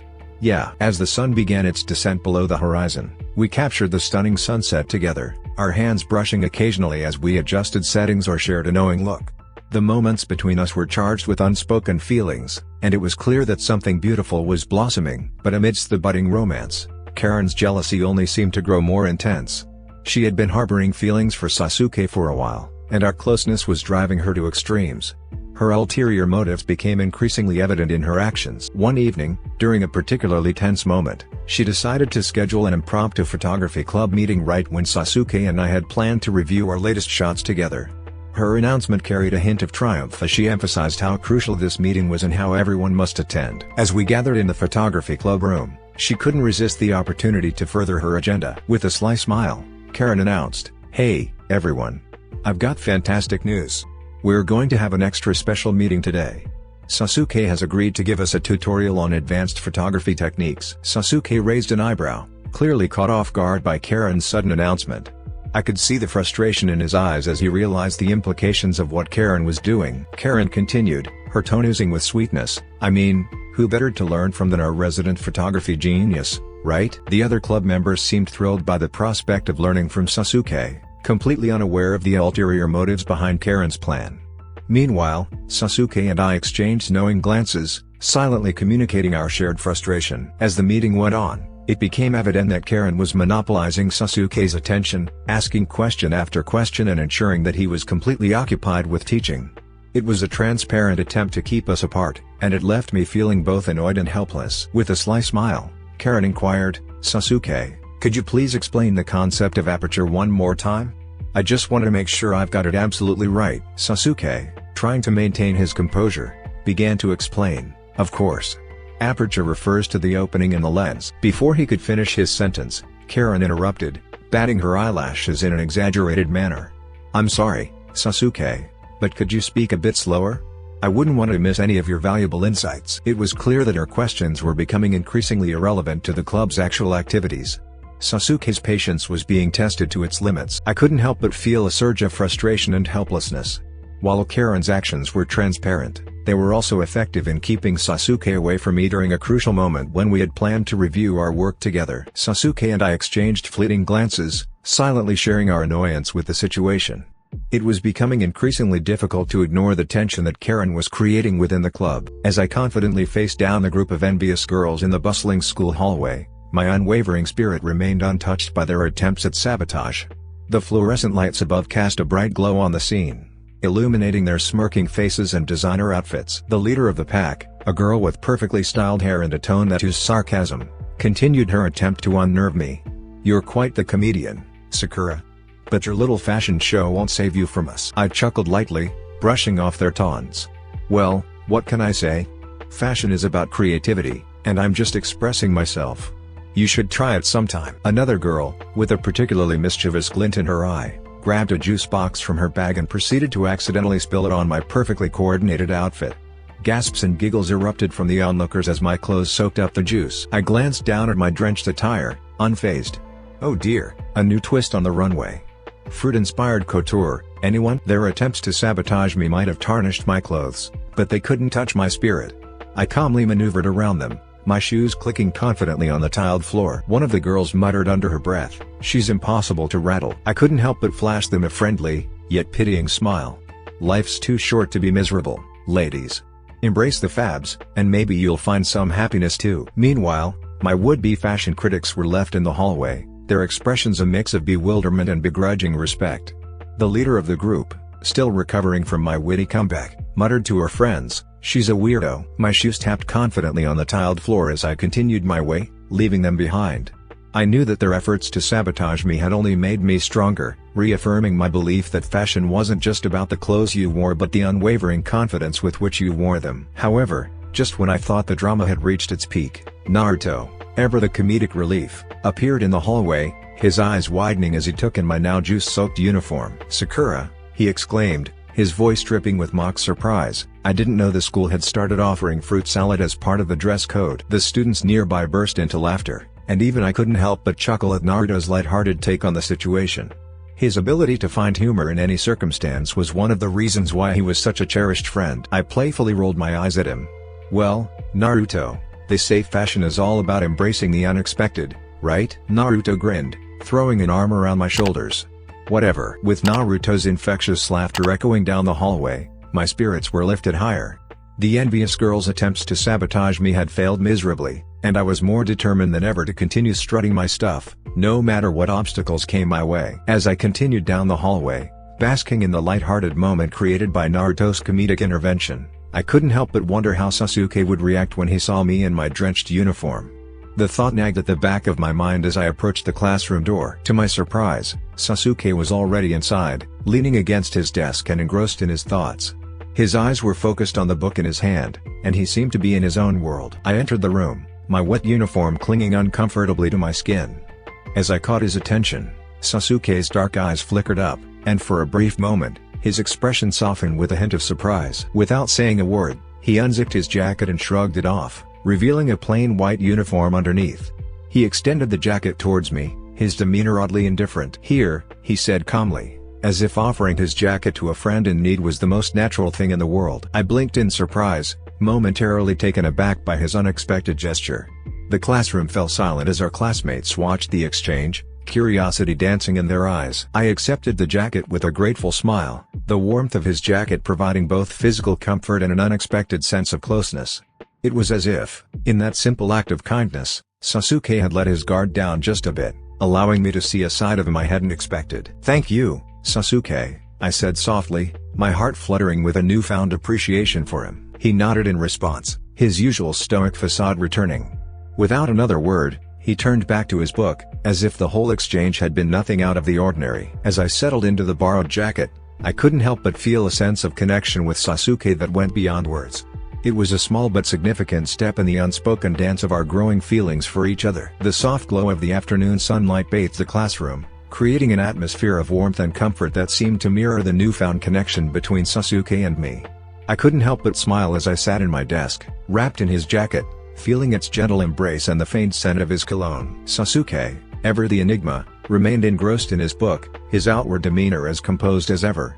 It was almost as if the momentary act of kindness had never happened. Naruto, sitting nearby and seemingly unperturbed by Sasuke's stoicism, continued to find amusement in the situation. He leaned over and whispered with a playful grin, "Sasuke, offering your jacket to a lady in distress? You're getting soft." Sasuke's gaze shifted from his book to Naruto, and although he wore his usual veneer of indifference, there was a subtle softness in his eyes. "It was just a jacket, idiot. Nothing more." Naruto raised an eyebrow, unconvinced.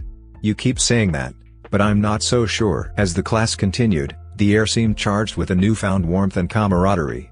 Sasuke's simple yet meaningful gesture had created an unspoken bridge between us, one that was steadily strengthening with each passing day. I couldn't help but steal glances at Sasuke, my heart fluttering with a mix of curiosity and affection. He remained an enigmatic figure, but there was something in the way he had offered his jacket, in the way his eyes softened when he thought no one was looking, that hinted at a deeper connection. It was a connection that I couldn't ignore, one that left me yearning for more. As the days passed, I couldn't help but wonder if, beneath Sasuke's aloof exterior, a subtle affection was growing, and if our unspoken dance of emotions was slowly but surely leading us toward a decisive moment, one that neither of us could deny. It was a bright, sunny day when my mother made the unexpected discovery. As she stepped onto our front porch, her eyes widened at the sight before her. Piles of neatly wrapped packages sat in a careful stack, each one bearing the name of my foster mother. The sunlight danced on the boxes, casting intriguing shadows that seemed to whisper of secrets within. My mother's curiosity got the best of her as she brought the packages inside, laying them out on our living room floor. "Hey, Sakura," she called out to me, her voice filled with both wonder and confusion. "You've got quite the delivery here. Looks like your foster mom sent you something special." I rushed downstairs, my heart pounding with anticipation. As I entered the living room, I couldn't contain my excitement. "Those are from my foster mom. I can't believe it." The packages were a treasure trove of expensive and high-end clothes that had once belonged to Agatha Whitney. Silk dresses, tailored blazers, designer jeans, they spilled out of the packages, a dazzling display of fashion that would make any fashionista's heart skip a beat. My mother couldn't help but admire the quality and craftsmanship of each piece. Each piece seemed more exquisite than the last, and the sheer value of it all left her momentarily stunned. "These are... well, they're really something," she mused, her eyes scanning the luxurious fabrics and intricate designs. "You could sell them for a small fortune, you know." But as she glanced at me, her expression softened. She saw the spark of joy in my eyes, the gratitude that welled up in my heart. I held a delicate dress in my hands, tracing the intricate embroidery with my fingers. "I can't sell them," I said, my voice filled with determination. "These aren't just clothes, they're a piece of my foster family. They mean the world to me." My mother nodded, her heart touched by my words. "All right, Sakura. If that's what you want, then we'll find a place for them. Your foster mom must have sent them with a lot of love." Tears of gratitude welled up in my eyes as I hugged my mother tightly. Her understanding and support meant everything to me. The arrival of these packages had not only brought a touch of luxury to our lives but had also reinforced the bond between my foster family and me. As we carefully stored the clothes away, I couldn't help but feel a profound sense of connection to both my past and my present, and I knew that these precious garments would be a reminder of the love and support that had shaped my life. As Ino and I strolled through the mall one Sunday evening, bags from our shopping spree in tow, A sharply dressed individual approached us with an offer that sent ripples of surprise through our conversation. "Excuse me, ladies," the impeccably groomed representative began, a charming smile lighting up their face. "I couldn't help but notice your style and presence. Have you ever considered pursuing a career in modeling? We're from the prestigious Star Glam modeling agency, and we think both of you have potential." Ino's eyes widened with excitement, practically sparkling as she glanced at me. "Oh my gosh, this is incredible. A modeling offer out of the blue, can you believe it?" I, however, felt like a deer caught in headlights, my heart pounding with unease. Modeling had never even remotely crossed my mind. Panic welled up inside me as Ino continued to chatter on. "Ino," I began hesitantly, "I appreciate the offer, but I don't know if I'm cut out for modeling." Ino gave me an incredulous look. "What are you talking about? You're gorgeous. You should totally go for it." Desperation gnawed at me, and I fumbled for words. "It's just, I've never considered this as a path for myself.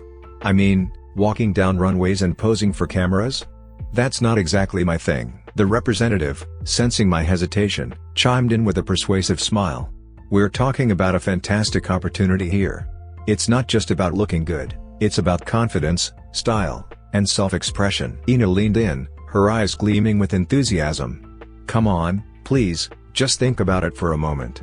This could be the big break you've been waiting for." I was torn between my loyal friendship with Ino and my discomfort with the idea of modeling. As I struggled to find the words to decline the modeling offer, Ino's excitement continued to bubble like a shaken soda can.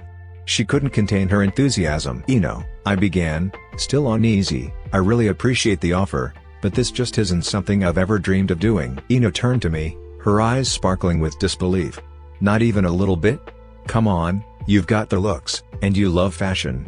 It's a match made in heaven." I chuckled nervously, realizing the weight of Ino's expectations. "Well, yes, but I don't know if I'm ready to have cameras following me around, and those runway walks.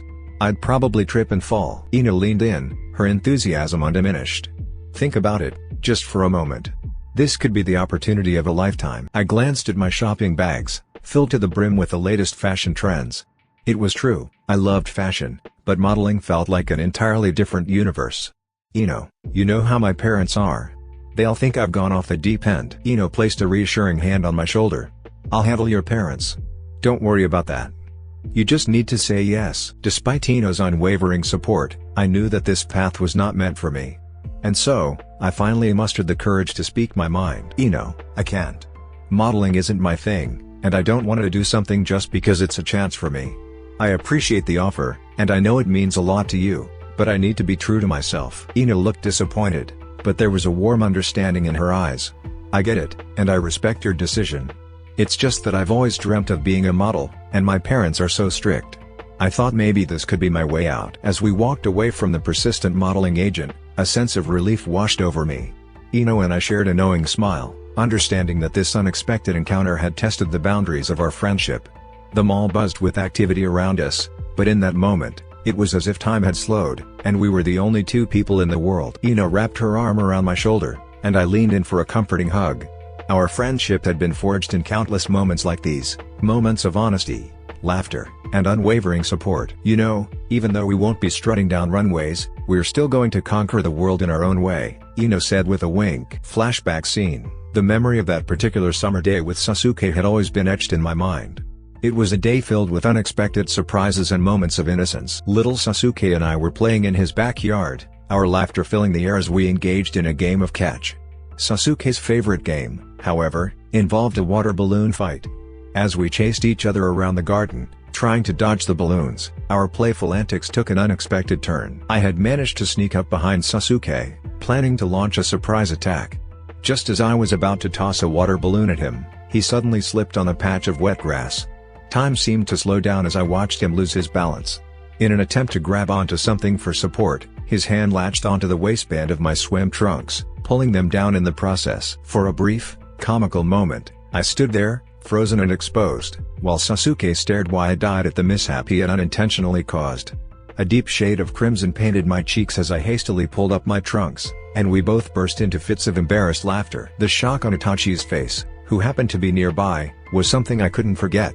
He had witnessed the entire mishap, his usual stoic demeanor momentarily shattered by the hilariously unexpected spectacle before him. He quickly averted his gaze, a faint blush gracing his cheeks, which only made us laugh harder. As I remembered that cringe-worthy yet unforgettable moment, I couldn't help but chuckle to myself. Itachi Uchiha's upcoming wedding was a chance to celebrate his life moving forward, and it also brought back these cherished memories of our childhood. I couldn't help but blush slightly as I whispered to myself, "Itachi-san is getting married." Before I could react further, I noticed Sasuke leaning casually against a nearby tree. He was trying his best to appear nonchalant, but it was clear to me that he was failing miserably. His eyes darted away as I looked at him, and I could sense the awkward tension in the air. "Yeah, well, I thought you might want to know. It's in a couple of weeks." Sasuke's attempt to be cool and aloof, despite his evident discomfort, melted my heart. I knew him well enough to recognize his struggles with emotions and social interactions.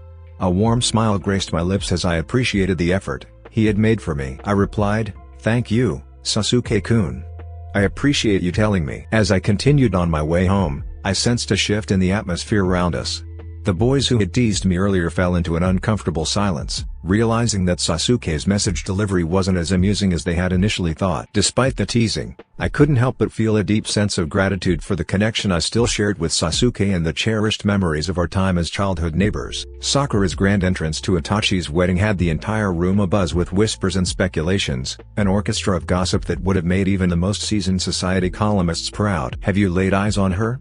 She must be the daughter of some wealthy socialite," a woman, elegantly draped in a black Armani cocktail dress, murmured with wide, intrigued eyes. "Oh, unquestionably. That crimson gown, the regal way she carries herself, it's positively aristocratic," replied a voluptuous lady in a navy Versace backless dress, her nod brimming with agreement. "I bet she hails from one of the old money families. She's quite the catch," chimed in another woman, bedecked with a Swarovski necklace, leaning in closer as if unveiling classified information. Unbeknownst to Sakura, she had become the focal point of this captivating theatrical drama. Her graceful glide through the room only served to intensify the growing aura of mystique surrounding her.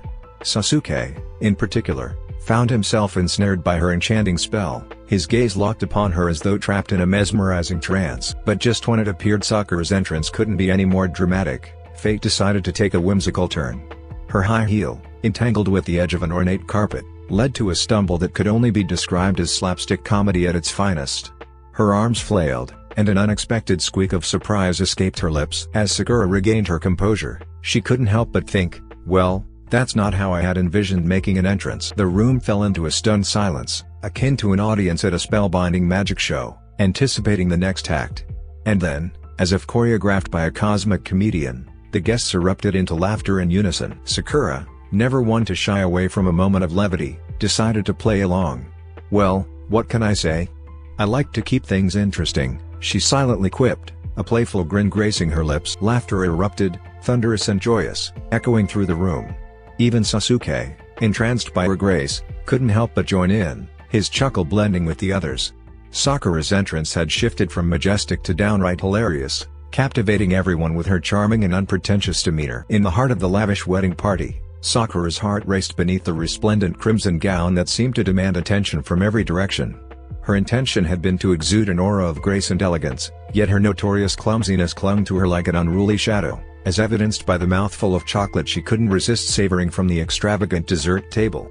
These chocolates are so good," Sakura mumbled with a mouthful of delight, momentarily surrendering to the sweet temptation. Determined to navigate the crowded room despite the chocolatey interlude, Sakura's quest for composure took an unforeseen detour when she collided with a nearby table, toppling a delicate glass to the unforgiving floor. Embarrassment washed over her in a wave. "Oh no, not again." As if the evening couldn't descend further into chaos, she found herself suddenly face to face with a dashing stranger, Sasori, his striking red hair setting him apart in the opulent surroundings. "Bonjour, mademoiselle. I couldn't help but notice your unique approach to chocolate," the enigmatic yet charming gentleman greeted her. Sakura blushed furiously. "Oh, hi there. I guess I got a bit carried away." Sasori's grin remained unflinching, his charisma shining through. "No need to be embarrassed. It's quite endearing." Unable to stifle her laughter, Sakura joined in as Sasori delicately removed a smudge of chocolate from her lips with a napkin. Little did she know, her interaction with this intriguing stranger had ensnared the attention of a certain brooding figure lurking in the shadows, Sasuke, who was already quite taken with her. "Well, thank you, Monsieur Chocolate Savior," Sakura playfully quipped. Sasori gave her a subtle wink. "You're welcome, Mademoiselle. Perhaps we could share some more chocolates. In a less chaotic setting, their flirtatious exchange continued, infused with humor and the spark of mutual attraction. Sakura's laughter filled the air.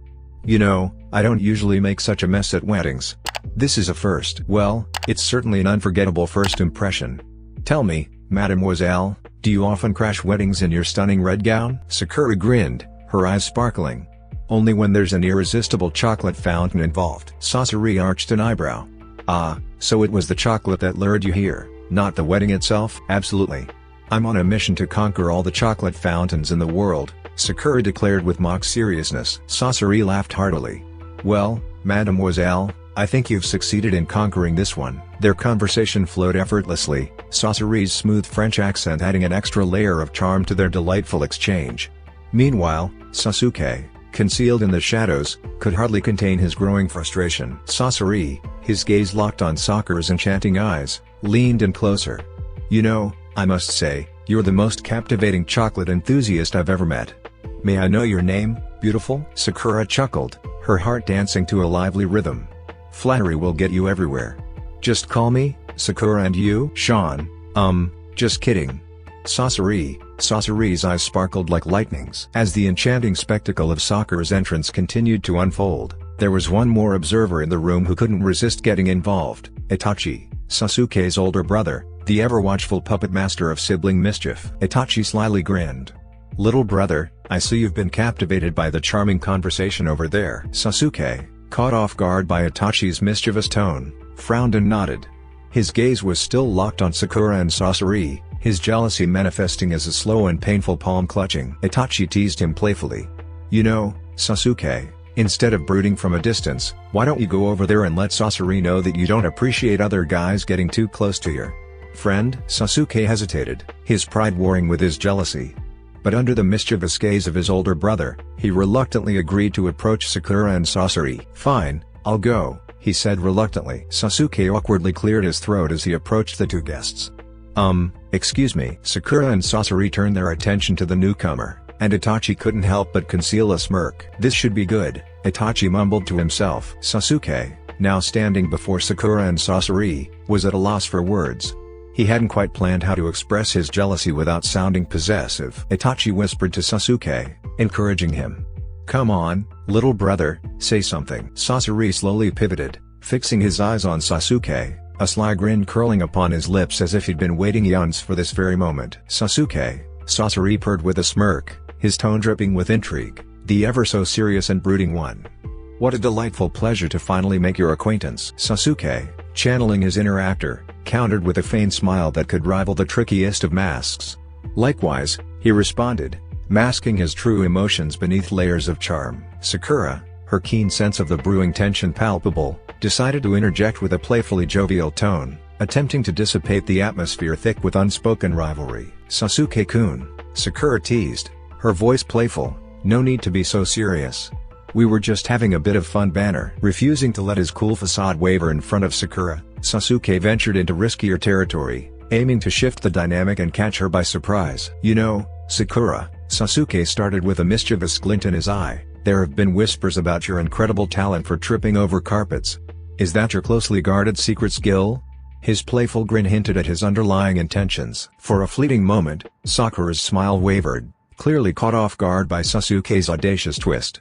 Raising an eyebrow, she countered, her voice dripping with mock contemplation. Well, Sasuke, she retorted with a hint of wry humor, I suppose we all harbor our charming quirks, don't we? Sasuke's brow furrowed, his tone mock serious. You're quite the clown. But let's not forget your legendary run-in with that troublesome carpet. Sakura couldn't help but chuckle hesitantly, conceding to Sasuke's well-placed jab. Ah, you've got a point there. I guess I'll need to brush up on my carpet navigation skills. Their banter hung in the air, a mix of rivalry and attraction, captivating the sole spectator, Itachi. Yet, Sasori, engaged in a flirtatious exchange with Sakura, wasn't ready to exit the stage. Sasori's grin widened, mischief in his eyes. Ah, Sasuke, my friend, go easy on her. After all, it's her unique talents that make her truly unforgettable. Sasuke's jaw tightened, his patience thinning as tension filled the room. Itachi, openly amused, couldn't help but chuckle, Sensing the precarious atmosphere through gritted teeth, Sasuke turned to Sasori. "Sasori, I think it's time for you to head out." Sasori, undeterred and still wearing his enigmatic grin, theatrically bowed to Sakura. With a cheeky wink and a flourish, he added, "Until our next chat, mademoiselle. Keep the carpet industry on its toes." With that parting jest, Sasori gracefully exited, leaving Sasuke and Sakura in a mix of amusement and mild irritation. Itachi shook his head, thoroughly entertained by the unfolding drama. The master of impeccable timing and occasional mischief, Itachi, felt the moment was ripe to step into Sasuke and Sakura's spirited banner. "Sakura," Itachi began, his voice carrying a warm cadence that could disarm even the sternest of hearts, "would you mind doing me a small favor?" Sakura, suddenly finding herself in the spotlight, felt a delightful flush of fluster. "Of course, Itachi Niizan. What do you need?" With a slight nod, Itachi subtly pointed out a lone figure in the crowd, his great-uncle, Madara Uchiha, who stood there with an expression that mirrored Sasuke's stoicism rather than enthusiasm. "Think you could do your thing on my great-uncle, Madara?" Itachi inquired, his eyes reflecting a genuine request. "He's not exactly thrilled about giving a speech, but I believe your charm might help ease things." Sakura, a mix of excitement about helping Itachi and a subtle crush on Sasuke, gave a determined nod. She set out on her mission to engage the unamused elder, unaware that this encounter was about to get a bit awkward. Approaching Madara, Sakura's attention briefly shifted to the arrival of a striking woman, none other than Izumi Uchiha, now officially Itachi Uchiha's wife.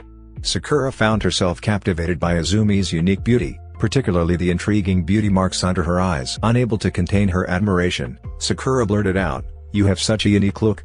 Those beauty marks under your eyes are something." Sasuke, observing the situation, couldn't help but cringe, questioning how it had turned so awkward.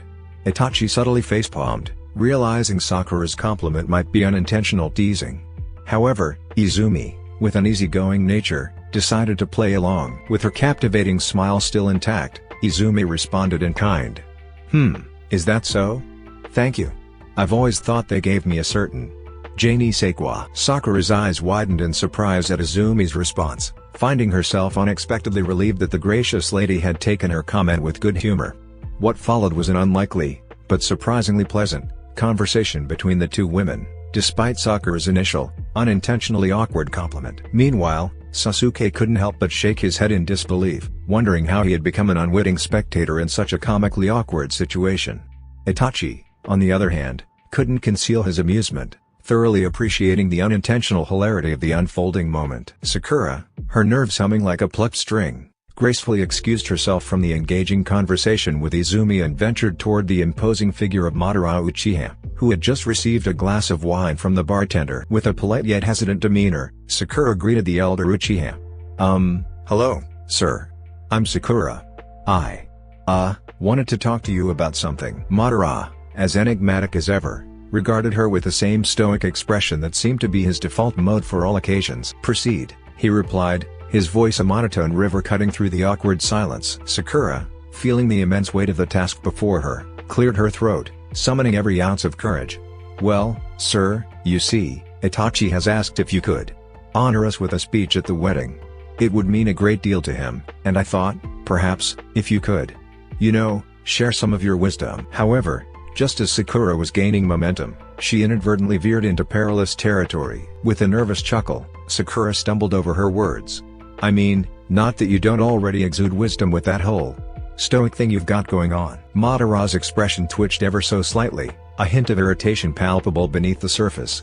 Yet, true to form, he remained unwavering in his composure. In a tone laced with a touch of sarcasm, Madara replied, Yes, my stoic thing.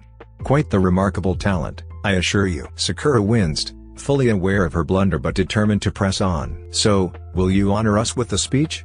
she inquired, her gaze filled with a mixture of hope and trepidation. After a contemplative pause, Madara relented. "Very well. I shall give the speech, but on one condition. You shall be the one to introduce me on the podium." Relief washed over Sakura, and she eagerly nodded in agreement. "Of course, I can do that," she exclaimed with enthusiasm. Madara acknowledged her with a slight nod. "Very well, Shizumi." Sakura blinked in bewilderment at the unexpected name but wisely chose not to correct him at this delicate juncture. Instead, she watched as Madara turned away, taking a sip of his wine, leaving Sakura to reflect on the hilariously awkward turn of events. Naruto, bursting into the wedding party with his trademark enthusiasm, made a beeline for Sasuke, who was calmly sipping a mojito amidst the lively crowd. With a grin as bright as the sun, Naruto gasped for breath between words. "Hey, Sasuke. Sorry I'm late. Traffic was an absolute nightmare." Sasuke, never one to pass up an opportunity to tease his friend, couldn't resist delivering a dry quip. "Late as usual, Naruto," he drawled, a hint of amusement dancing in his obsidian eyes. "Did you get lost again?" Naruto chuckled heartily, scratching the back of his head in mock embarrassment. "You know me," he admitted with a mischievous grin, "always taking the scenic route." Their easy banter, a familiar exchange between old friends, paused abruptly when Naruto's attention was drawn to the podium. Sakura had taken center stage, fumbling with the microphone in a burst of nervous energy. Naruto, genuinely surprised, exclaimed, "Hey, Sasuke, is that Sakura up there?" His voice carried a note of astonishment. Sasuke, intrigued, turned to follow Naruto's gaze. His eyes widened in disbelief as he saw Sakura, the queen of clumsiness, unexpectedly delivering an opening speech. Sasuke muttered, his voice barely above a whisper, "What's she doing up there?" Naruto, equally perplexed and growing increasingly alarmed, urgently tapped Sasuke's shoulder. His voice tinged with a note of panic. Naruto exclaimed, "Sasuke, we need to do something. Sakura is about to give a speech." Sasuke's initial shock gave way to a mixture of dread and amusement. With a resigned sigh, he muttered, "Oh no, this can't possibly end well." As Sakura readied herself at the podium, the two friends exchanged a knowing look, a silent agreement that whatever unfolded would likely be entertaining and possibly a bit cringe-worthy for everyone present. Sakura's battle with the stubborn microphone persisted, her voice echoing a frustrated "Ladies and gentlemen." Most guests, absorbed in their conversations, remained oblivious to her escalating anxiety. Growing more irritated, Sakura opted for a more assertive approach. "Oi! Oi!" The sudden outburst snapped everyone out of their chit-chat daze, heads turning towards Sakura. A sea of bewildered expressions met her tirade, blending bemusement and cringes across the room. Sasuke, barely holding onto his composure, bit his lip to stifle embarrassment. Naruto struggled to contain his laughter behind his hand. Itachi and Izumi exchanged amused glances, their mirth evident. Even Itachi's parents couldn't help but chuckle. Madara, the embodiment of stoicism, remained unruffled, casually sipping his wine, as if he were watching an ordinary performance. With a throat clearing that resonated with awkwardness, Sakura launched into her speech. "Ladies and gentlemen, we welcome to the greatest wedding of our time." The audience exchanged puzzled looks, unsure of how to react to Sakura's confusing introduction. Unintentionally echoing Madara's earlier blunder of calling her Shizumi due to her peak anxiety, Sakura stumbled on her words. "Of course. This is the wedding of Itachi and Shizumi. I mean, Izumi Uchiha. The most beautiful couple of our time." Indeed. Naruto tried to stifle his laughter by poking his own forehead, while Sasuke stood in a mix of discomfort and embarrassment. "Oh, don't worry, Fugaku uncle and Mikoto auntie," Sakura said, her gaze awkwardly shifting between Sasuke's parents. "Your wedding wasn't bad either." She forced a smile, and the audience couldn't help but chuckle. Sakura carried on with her speech, praising Sasuke and unintentionally teasing him. A rosy blush tinted her cheeks. "And, of course, there's Itachi's good-looking brother, totally owning that suit. I wonder who's lucky enough to be his bride." The audience chuckled at her unintended humor, and Sakura blushed even more. "Anyway," she continued with a self-deprecating laugh, "enjoy the party for one of the top 30 weddings of the century." Sakura chuckled at her own expense, and the room joined in, finding her endearing in her awkwardness. "Well, before that, we'll have a special speech from the greatest man of our time." Sakura suddenly drew a blank on Madara's name, and in her head, she hilariously came up with a funny name for him. Sakura was visibly struggling to remember. Mr. Mumbleton kept ringing in her head. Mr. She scanned the audience with an anxious gaze, her stomach churning with embarrassment. Relief washed over her when his actual name finally resurfaced in her memory. Mr. Madara Uchiha. Because that is his name, she grinned nervously. "Mr. Madara, please come forward." The crowd politely applauded as Madara, with his usual stoicism, made his way to the podium. With calm precision, he demonstrated to Sakura how to operate the microphone. "Thank you, Shizumi," Madara remarked, his expression unwavering as ever. "You just needed to switch this button here." Sakura, grateful for his assistance, felt her blush deepen even further. The room erupted in laughter at the unexpected turn of events, transforming Sakura's awkward speech into an unexpectedly memorable and uproarious moment of the wedding. Sakura's attempt to discreetly slip away was intercepted by Naruto's playful teasing, and she felt her face flush with embarrassment. Meanwhile, Madara's formal and somewhat tedious speech droned on in the background. Grinning mischievously, Naruto couldn't resist adding, "Sakura, your speech is gonna be remembered for ages." But his next comment pushed Sakura's flustered emotions to their limit. He continued, teasing further, "Oh, by the way, Sakura, you looked stunning in that sleeveless dress. Almost like a supermodel." Minus the speech. Frustrated and embarrassed, Sakura unleashed a punch that landed on Naruto's shoulder. "Shut up, Naruto," she exclaimed in a burst of frustration. Sasuke, chiming in with his trademark sarcasm, couldn't resist the chance to add his own dry commentary. "Indeed, Naruto does have a point. Sakura, you've left an indelible mark on this occasion, one that I'll surely remember." Regret washed over Sakura, and she offered a sincere apology. "Sasuke, I'm really sorry. I didn't mean for it to turn out like that." Ever the loyal friend, Naruto jumped to Sakura's defense. "Hey, cut her some slack, dude.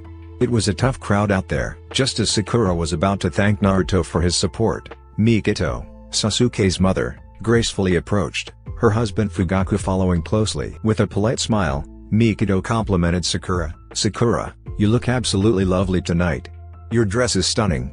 Did your mother make it?" Sakura, eager to avoid awkward explanations, decided to play along with the assumption. Nervously, she nodded. "Yes, Auntie, my mom made it." Mikito seemed pleased with the response. "I'm glad to see you here representing your parents at Itachi's wedding." Unexpectedly, Fugaku, Sasuke's father, made an assumption that caught Sakura off guard. "Ah, so you must be Sasuke's girlfriend," he stated politely. Sasuke, as expected, promptly denied the idea with his typical indifference. In an almost dismissive tone, Sasuke refuted, "She's not." Naruto, unable to hide his jealousy, pouted and huffed like an offended child. "Hey, I like Sakura too, you know." Before Sakura could react to the unexpected turn, Sasuke's voice from the stage called her name, inviting her to join him for a song. With an eager smile, Sasuke beamed. "Sakura, want to join me on stage for a song?" Taken aback but willing, Sakura agreed. Little did she know that this decision would turn the wedding from awkward to uproarious. "Can't live 5-5 if living is without you, can't live 5-5." On stage, Sakura took a deep breath and attempted to sing Without You by Mariah Carey, but her vocal prowess was far from angelic. Instead, it left the audience wincing and desperately covering their ears, with Naruto barely containing his laughter as he gleefully recorded the performance on his phone. Sasuke, feeling thoroughly embarrassed, attempted to shield his ears. However, Sasuke, with a notably better singing voice, decided to over-sing the song to mask Sakura's off-key notes. Their awkward chemistry, off-key singing, and bizarre stage presence combined to create a comedic spectacle that had the Uchiha family and other guests in fits of laughter. Itachi and Izumi, though cringing at the auditory assault, couldn't help but join in the merriment. Despite the excruciatingly painful performance, this unexpected turn of events transformed what could have been a solemn Uchiha family wedding into a memorable, side-splittingly funny occasion. As I stood on that stage, microphone in hand, with Sasuke by my side, I couldn't help but wonder how I had ended up in this comically disastrous situation. My attempt at singing Mariah Carey's Without You was, to put it mildly, ear-piercingly awful. The audience winced, and some even covered their ears, while Naruto couldn't stop himself from laughing as he filmed the entire spectacle. Sasuke, my ever-jealous friend, tried to save face by covering his ears, but the damage had been done. I could feel my cheeks burning with embarrassment, yet Sasuke, to my surprise, remained remarkably composed.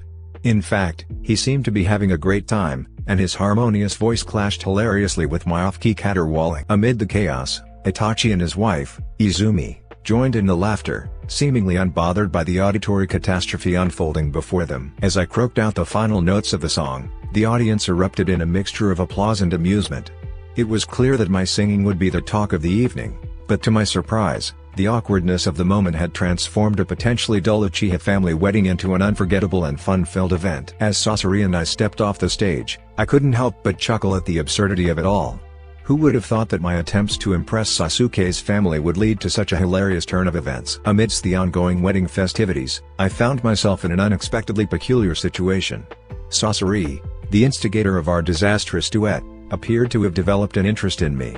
After our unforgettable performance, if one could even call it that, he leaned in casually and whispered, "You have a unique voice, Sakura. Here's my number, we should do a duet again sometime." Blinking in surprise at his forthrightness, I accepted the piece of paper bearing his contact information. Sasuke offered me a sly wink before effortlessly blending into the crowd, leaving me both intrigued and amused by the encounter. Before I could fully process this curious turn of events, my attention was snagged by Naruto and Sasuke, each wearing expressions that thinly veiled their irritation beneath a veneer of awkwardness. Naruto, always one to wear his heart on his sleeve, practically radiated jealousy, while Sasuke, the master of emotional restraint, was making a subtle yet determined bid for my attention. Naruto, puffing out his chest, decided to voice his feelings with an air of nonchalance. "So, Sakura, that red-haired guy, huh?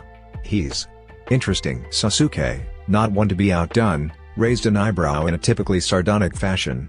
"Interesting, indeed. Although, I can't say I quite understand his taste," he added in his characteristically dry tone. A chuckle bubbled up within me at the absurdity of their rivalry, which was becoming increasingly comical by the minute. It was abundantly clear that both of them were vying for my attention, but they couldn't have gone about it in more contrasting ways. Naruto, known for wearing his heart on his sleeve, pressed on. "I don't like the idea of anyone trying to steal you away, Sakura. I've liked you for a while now, and I think it's time you know." Sasuke, seemingly exasperated but unable to conceal the tension in his shoulders, rolled his eyes.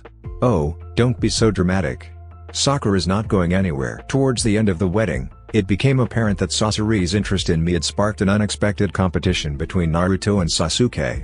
The tension between them had become quite amusing, and the entire situation had taken on a comical life of its own. Naruto, never one to conceal his feelings, boldly declared, "Sakura, I think it's only fair that I'd take you home tonight." Sasuke, the master of detached coolness, countered with a tone that thinly veiled his true intentions, "Actually, Sakura, I believe you should go home by yourself." Their standoff had transformed into an uproarious battle, with each of them striving to outdo the other with grandiose offers of chivalry. Naruto, exuding confidence, continued to lay it on thick, saying, "I'll make sure you have the safest ride home, Sakura." Sasuke, behind his facade of disinterest, persisted in undermining Naruto's efforts, adding, "Perhaps you should avoid going home with a pervert like him." I couldn't contain my laughter at the sheer absurdity of the situation.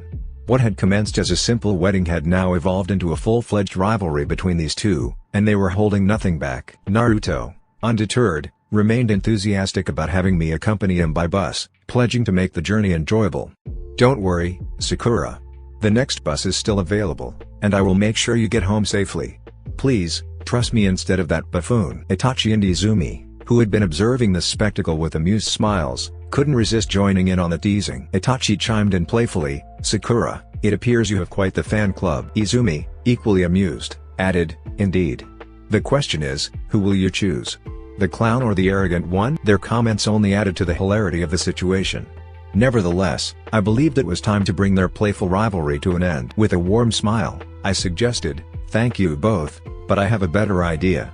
How about I simply call a cab for myself?" Their faces fell in unison as the realization dawned that their efforts had been in vain. Eventually, they exchanged disappointed glances, realizing that in this scenario, no one would come out as the victor. Summoning a cab, I watched as Naruto and Sasuke reluctantly accepted their roles as mere spectators, bidding me goodnight in their own unique ways. Entering the classroom with confidence, Sakura was bathed in the morning sunlight's warm glow. Unaware of it, her stylish skirt had slipped a bit lower than intended, garnering more attention than she expected. Sasuke, usually indifferent to such matters, couldn't help but scowl as he noticed some inappropriate glances directed at her. Casually applying lip balm, Sakura noticed Sasuke, in his characteristically awkward but protective manner, swiftly moving to shield her from prying eyes. Wondering what prompted his actions, she shot him a puzzled look as Sasuke subtly gestured for her to adjust her skirt. Sakura's brow furrowed. "Sasuke, what's going on? Why are you?" Sasuke's cheeks turned a delicate shade of pink as he tried to maintain his composure. "Just, making sure no one gets the wrong idea. Your skirt is, well, it's a bit too low." Sakura's gaze shifted downward, and realization dawned. "Oh, my goodness, how embarrassing. Thanks, Sasuke." Sasuke grumbled softly. "Don't mention it. Just fix it." Sakura promptly adjusted her skirt, her cheeks tinted with a rosy hue. "I can't believe I didn't notice. Thanks for looking out for me, Sasuke." Sasuke replied with an awkward nod. "Yeah, well, someone has to." Before the situation could escalate, Naruto made his entrance with an uncharacteristically mischievous grin. Sakura and Sasuke exchanged wary glances, sensing something was up. Naruto's peculiar demeanor only heightened their unease. Sakura's initial shock gradually turned into frustration as she realized some girls were gathered around a laptop, enjoying her singing duet Disaster with Sasori on YouTube. A girl with French braids burst into uncontrollable laughter. "Oh my gosh, have you heard Sakura's singing?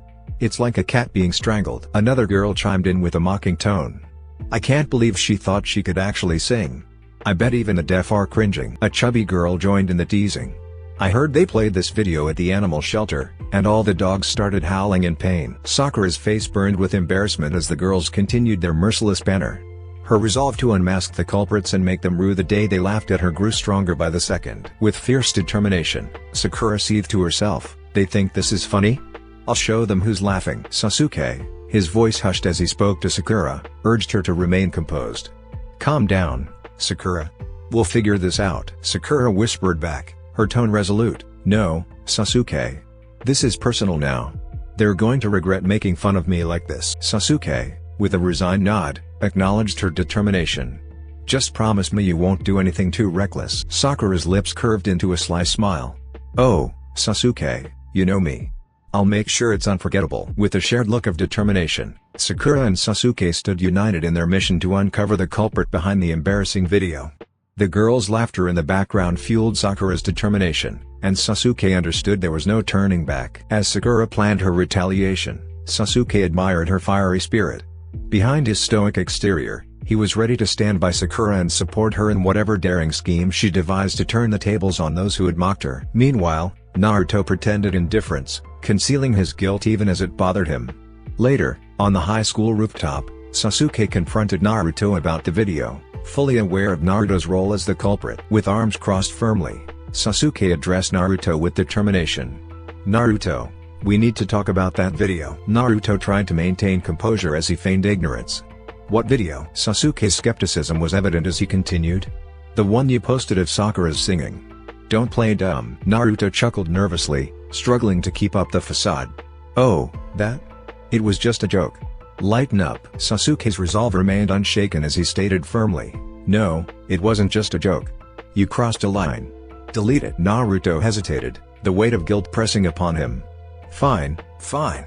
I'll delete it, okay?" As Naruto reluctantly removed the video, their heated argument was abruptly interrupted by the entrance of Hinata, the shy and soft-spoken girl who had always admired Naruto from afar. Blushing furiously, Hinata summoned her courage. "And Naruto-kun, there's something I need to tell you." Naruto, bewildered and clutching the letter in his hand, responded with a perplexed tone. "Hinata? What's going on?" Sasuke, his smirk veiled beneath an air of indifference, couldn't resist a comment. Well, Naruto.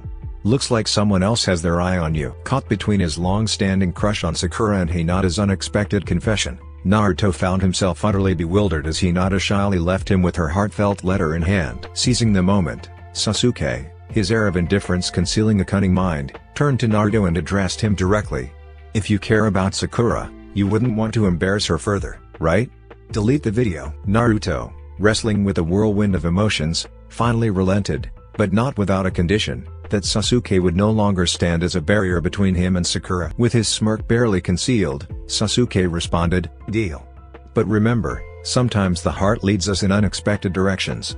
And with that parting shot, he left Naruto alone to contemplate his feelings and the choices that lay ahead. Sakura's arrival in the photography club room triggered an uninvited chorus of laughter from Karen, Suigetsu, and other members huddled around a laptop, gleefully indulging in Sakura's notorious singing video.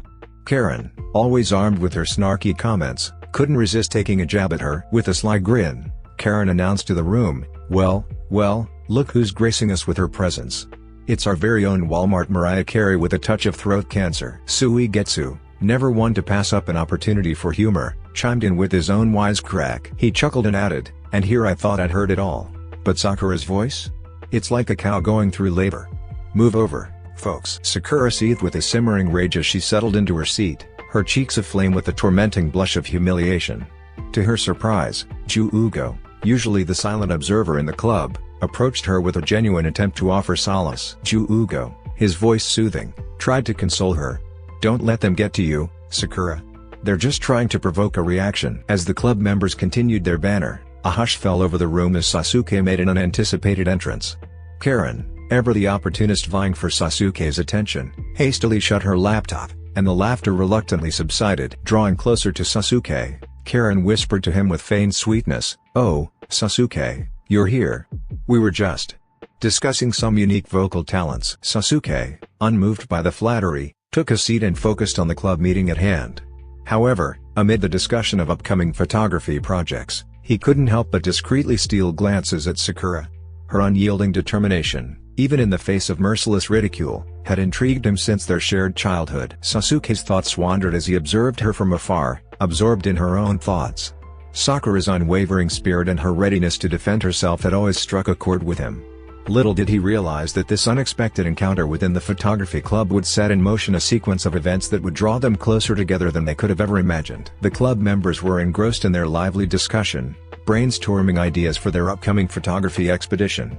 Sakura, her cheeks still tinged with a hint of embarrassment from the earlier teasing, found herself irresistibly drawn to one of Sasuke's stunning photos in the album. The image was a breathtaking snapshot of a pristine beach in Okinawa, where seagulls gracefully glided above crystal-clear waters. Her eyes sparkled with awe as she envisioned herself walking hand-in-hand with Sasuke along that very shoreline. Breaking the prevailing silence, Sasuke turned his piercing gaze to Sakura, seeking her input on their next destination. Lost momentarily in her reverie, Sakura softly murmured, "Beach." Sasuke, though he attempted to maintain an air of indifference, couldn't help but be intrigued by her idea. "Not a bad suggestion," he commented casually, though a subtle flicker of curiosity danced within the depths of his onyx eyes. Karen, always eager to capture Sasuke's attention, voiced her protest, "Oh, come on. We've been to the beach multiple times already. Maybe we should try something different, like exploring abandoned buildings or something." Suigetsu, the perpetual mischief maker, couldn't resist the temptation to tease Sasuke. "Well, Sasuke, I suggest you keep your focus on our meeting instead of..." Before he could finish his sentence, Karen swiftly interjected, her irritation palpable when she realized that Sasuke's gaze had been directed towards Sakura while she had been engrossed in the photo album. Karen crossed her arms, demanding, "Sasuke, are you even paying attention?" Quick on his feet, Sasuke offered a flimsy excuse, unwilling to divulge his true thoughts. Sasuke feigned indifference. "Sorry. I found the weather outside rather sunny." Yet, in that very moment, as his gaze surreptitiously flickered towards Sakura, a wave of nostalgia washed over him. Memories of Sakura as a young girl dressed as a princess at a Halloween party resurfaced. He couldn't help but be amused by how utterly adorable she had been in that costume. It was also at that moment that he recognized he could no longer suppress the feelings he had concealed for far too long. Sasuke mused thoughtfully. Perhaps revisiting the beach isn't such a bad idea, after all. With those words, he couldn't resist stealing another glance at Sakura, fully aware that she had become a far more captivating subject than any photograph in the album. As the photography club meeting pressed on, Sasuke's inner turmoil continued to mount, causing his usually composed demeanor to falter. Concealing his uncontrollable blush became an impossible task as he quietly approached Sakura, who was deeply engrossed in experimenting with the camera. With his heart pounding wildly in his chest, Sasuke leaned in closer and whispered into Sakura's ear, finally revealing the true culprit behind the embarrassing video. Sasuke's hushed voice carried a weight of truth. "Sakura, it was Naruto. He's the one who posted that video." Sakura's emerald eyes widened in sheer shock, her initial anger morphing into a furious blaze. Her voice seethed with anger. "That dumbass. I'll make him pay." Realizing that he had to dissuade her from any rash actions, Sasuke quickly employed his teasing tactics, hiding his own relief. Sasuke couldn't help but smirk, despite the situation.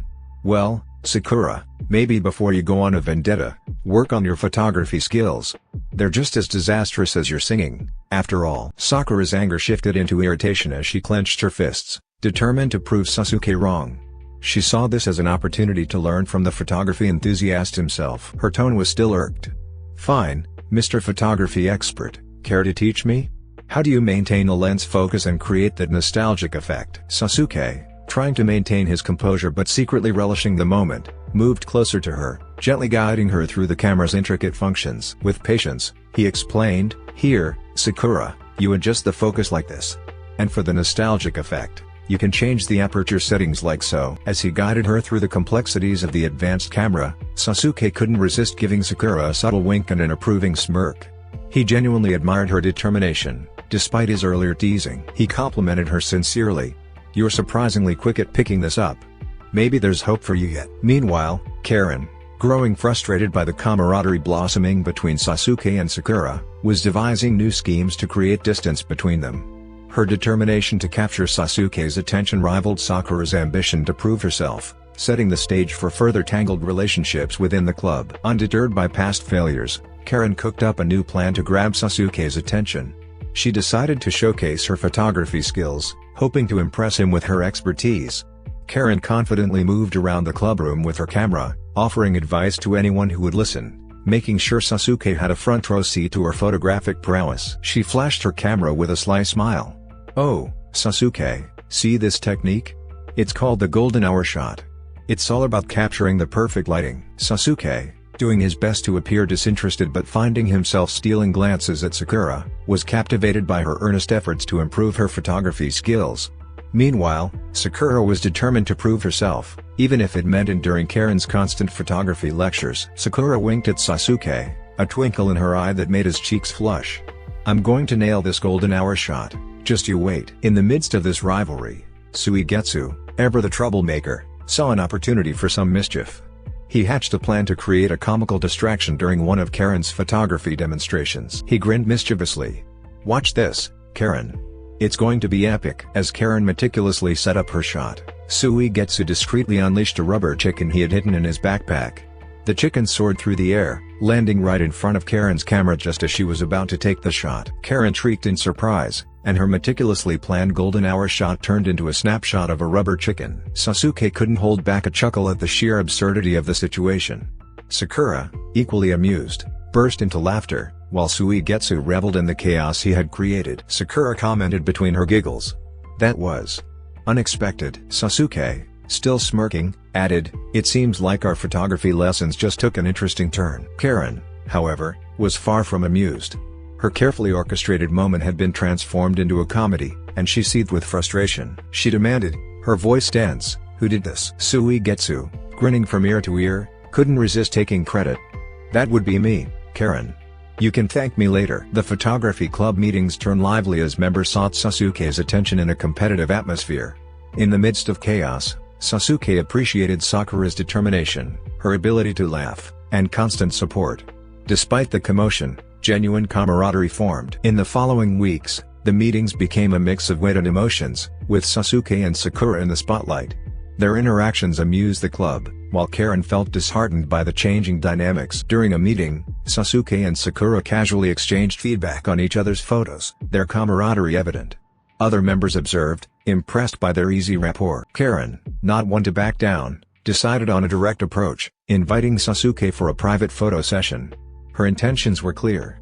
Sakura, sensing the situation, discreetly joined, expressing a desire to learn more. This shifted the dynamic, and although Karen concealed her frustration with a strained smile, the drama was low-key. During their session, Sakura tripped over her feet, almost knocking over her camera. Sasuke swiftly caught both her and the camera, offering a reassuring smile. Nearby, Karen, attempting to mimic clumsiness, ended up falling into a puddle, amusing the rest of the club. In the following days, Sasuke's subtle affections for Sakura grew. He saved a seat for her during meetings, and their conversations became more personal, filled with shared stories and inside jokes. It was clear to everyone that Sasuke felt a genuine connection with Sakura. Karen, however, refused to admit defeat. She planned a surprise outdoor photography exhibition, hoping it would be the perfect opportunity to impress Sasuke. But when a sudden rainstorm threatened to ruin the event, it was Sakura who came to the rescue. She grabbed Sasuke's hand and led him to a nearby gazebo, where they watched the rain together. The tender moment didn't go unnoticed by the rest of the club, and even Karen had to concede for the time being. As the rain poured outside, Sasuke and Sakura shared an umbrella, their shared warmth filling the air. Sasuke and Sakura's budding relationship remained at the heart of it all, and despite Karen's persistent efforts, it seemed like their bond was only getting stronger with each passing day. Naruto found himself ensnared in a tempestuous tempest, his heart a battleground where conflicting emotions clashed with unyielding force. "Sakura. Hinata. What do I do?" he whispered, his voice barely more than a breath, as if the mere utterance of their names would unravel the delicate balance within him. Amidst this turmoil, Sasuke's parting words echoed in his mind, leaving behind threads of unease and uncertainty in Naruto's thoughts. Sometimes the heart leads us in unexpected directions. What does that even mean? Naruto pondered, his eyes searching the horizon for answers that seemed as elusive as the wind before he carefully read Hinata's letter. Dear Naruto, I hope this letter finds you well. You might be surprised to receive a letter from me, as we haven't had many chances to interact. I've admired you from a distance for a long time, and it's taken me a lot of courage to write this. You see, your energy and spirit have always inspired me. From our time at high school, I've watched you grow into a remarkable person. You may not know this, but I've always been one of those people who watched from the shadows. I've seen you interact with your friends, especially with Sakura. Your friendship with her has always been something I admired from afar. Your determination, your willingness to help others, and your unwavering belief in your dreams have fascinated me. I often found myself wondering what it would be like to stand by your side, to support you in your journey. Your infectious laughter and your bright smile always made my day, even if I was too shy to approach you. Naruto, I'm not asking you to choose me. I just wanted you to know how I feel. I just want you to know that I care about you deeply. Being with you, even as friends, has brought me so much happiness. Your smile can light up the darkest of days, and your laughter is infectious. When I see you laughed, I couldn't help but smiling too. I understand if this is unexpected or if it makes you uncomfortable. I don't want to pressure you or disrupt your life. I simply wanted to be honest about my feelings and let you know that my heart has a special place for you. Whatever your choice may be, Naruto, I'll always be here for you, supporting you in all your endeavors. Your happiness is what matters most to me, even if it means just being friends. With heartfelt sincerity, Hinata. Naruto's attention shifted to Hinata's heartfelt letter, its words reflecting her feelings and presenting a map of choices before him. These decisions, he realized, could shape his high school experience in unexpected ways. This is going to be complicated, Naruto admitted with a sigh, feeling the weight of his decisions. The gravity pressed on him, like a persistent challenge, influencing the course of his high school journey. Naruto Uzumaki was known for his loud and boisterous personality. He was the class clown, the prankster, and the one who always had a grin on his face. He had a crush on Sakura Haruno, the most popular girl in school, and he couldn't imagine being interested in anyone else. On the other side of the spectrum was Hinata Hyuga, a quiet and reserved girl who always seemed to fade into the background. She admired Naruto from afar but never had the courage to approach him. She had a gentle and caring nature, often helping her friends without seeking recognition. Their paths rarely crossed, and when they did, Naruto barely noticed her. He thought of her as just another shy and timid classmate. But fate had a funny way of bringing people together, especially when they least expected it. After Naruto received Hinata's heartfelt letter, he found himself in a state of bewilderment. He had always seen Hinata as a quiet and reserved classmate, someone who kept to herself in the shadows. Her confession had taken him completely by surprise, and it left him feeling torn between his long-standing crush on Sakura and his newfound curiosity about Hinata. Days turned into weeks, and Naruto couldn't help but think about Hinata's confession. Her words echoed in his mind, and he found himself stealing glances at her during class. Hinata, in turn, noticed Naruto's increased attention and felt a mixture of hope and anxiety. One day, during a particularly chaotic lunch break, Naruto found himself in a sticky situation. He had accidentally spilled a bowl of ramen all over himself. Struggling to clean up the mess, he noticed a figure approaching him. It was Hinata, her face flushed with embarrassment. Hinata said softly, Naruto-kun, here, let me help you with that. Naruto, surprised by her sudden appearance, nodded gratefully. As she handed him some napkins, their fingers brushed, and Naruto felt a strange warmth spread through him. Naruto showed a wide grin. Thanks, Hinata. I guess I got a bit carried away with the ramen. Hinata smiled back, her eyes meeting his for a brief moment before she looked away, blushing furiously. From that day on, Naruto began to notice Hinata more often. He saw her kindness as she helped classmates with their homework, her patience when dealing with difficult situations, and her unwavering determination to improve herself. During a school festival, Naruto was part of a booth that required him to perform a talent. He had chosen to dance, but when he stumbled and nearly fell on stage, he felt a surge of embarrassment. However, before he could hit the ground, a pair of gentle hands reached out and steadied him. It was Hinata. Hinata looked concerned. Naruto-kun, are you okay? Naruto, his face beet red, nodded and managed a weak smile. Thanks, Hinata. I guess dancing isn't my thing. Hinata encouraged him. You did great, Naruto-kun. Don't be too hard on yourself. Naruto couldn't help but feel grateful for her presence. Her support meant more to him than he could express. As the days turned into weeks, Naruto found himself drawn to Hinata's quiet strength and genuine care. He realized that while he had been chasing after Sakura's attention, Hinata had been quietly looking out for him all along. One day, he mustered the courage to approach Hinata after class. Naruto smiled. "Hey, Hinata, do you want to grab some ramen after school with me?" Hinata's eyes widened in surprise, and then a shy smile tugged at her lips. Hinata murmured softly, "I'd like that, Naruto-kun." Their first ramen date was filled with laughter, awkward moments, and the beginning of a friendship that would soon blossom into something more. Naruto had never expected to find a kindred spirit in Hinata, but as they spent more time together, he realized that sometimes, love had a way of sneaking up on you when you least expected it. One sunny afternoon, as they were leaving school, Naruto approached Hinata with a hesitant smile. "Hey, Hinata," he began, his words a bit shaky. "I got your letter, and I've been thinking a lot about it." Hinata's heart skipped a beat as she turned to face him, her lavender eyes filled with a mix of anticipation and nervousness. "Naruto, I didn't mean to make things awkward for you. I just wanted you to know how I felt." Naruto scratched the back of his head, his trademark grin returning. "Yeah, I know. And it's not awkward at all, really. In fact, I appreciate your honesty." Hinata's face brightened with a shy smile, a wave of relief washing over her. Thank you, Naruto. I was worried you'd be upset." Naruto chuckled, his blue eyes warm and reassuring. "Nah, no need to worry. But I want to be honest too. You see, I've had this crush on Sakura for the longest time." Hinata nodded, her smile fading slightly. "I understand. Sakura is amazing, and your feelings for her are real." "Yeah," Naruto agreed. "But lately, I've been thinking a lot about what you said in your letter. About how you admire me and all. It made me realize that maybe there's more to our friendship than I thought." Hinata's eyes widened in surprise. "Naruto, are you saying?" Naruto scratched his head again, his cheeks turning a faint shade of red. "Yeah, I'm saying that maybe we could give this a chance. Start by getting to know each other better, you know?" Hinata's heart soared, and she couldn't contain her happiness. "I'd like that, Naruto." And so, amidst the cherry blossoms in the school courtyard, Naruto and Hinata entered a new chapter of their lives. Their friendship evolved, grounded in sincerity and understanding.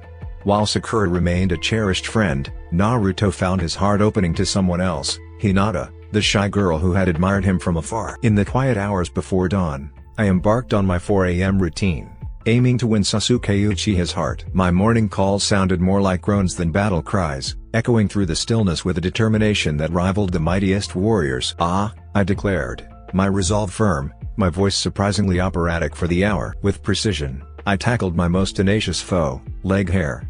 Even my unsuspecting toes didn't escape my ferocity. As daylight broke, my reflection revealed a work in progress, makeup applied skillfully, and cologne applied liberally. But rules?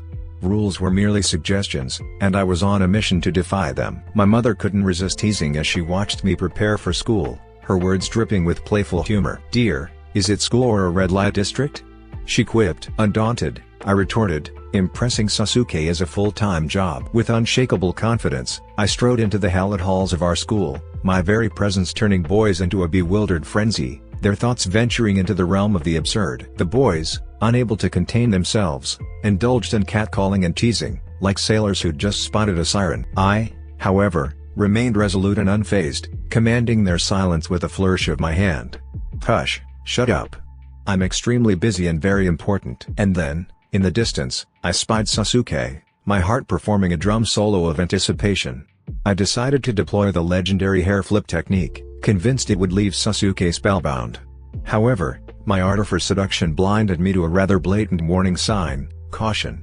Wet floor. With an extravagant flourish, I unleashed the hair flip, fully expecting to leave Sasuke in a state of jaw-dropped admiration. Instead, I stumbled and descended upon the floor with all the grace of a collapsing giraffe. Laughter erupted around me, and Sasuke could only cringe, caught in the crossfire of my hilarious misadventure. Before he could react, Lee swooped in like a caped hero, leaving me simmering with embarrassment as my grand plan took a detour through the realm of slapstick comedy. Mumbling to myself, I surrendered to the comedic twist of fate. Well, that didn't go as planned. To the classroom of redemption. In the midst of their seemingly endless computer lesson, Sakura's world was shaken by an unexpected message from the enigmatic Uchiha Sasuke. On the computer, message Haruno Sakura from Uchiha Sasuke. Sakura felt her heart somersault, a blush creeping onto her cheeks. On the computer, today's uniform. Curiosity piqued, Sakura wondered about Sasuke's intentions. On the computer, Sasuke typed, "It turns out you forgot your skirt. Does the skirt missing? I think it is clearly explained in the school rules that anyone must wear a school uniform." Sasuke's message carried a playful mockery, teasing Sakura for daring to hike her skirt a bit too high, revealing her shapely thighs. With mischief in mind, he continued. On the computer, Sasuke typed, "Oh, and black stockings?" Sasuke's fingers danced on the keyboard as he crafted a witty jab at Sakura's choice of black stockings. "Do those stockings double as a secret signal to summon a Gothic Egyptian army?"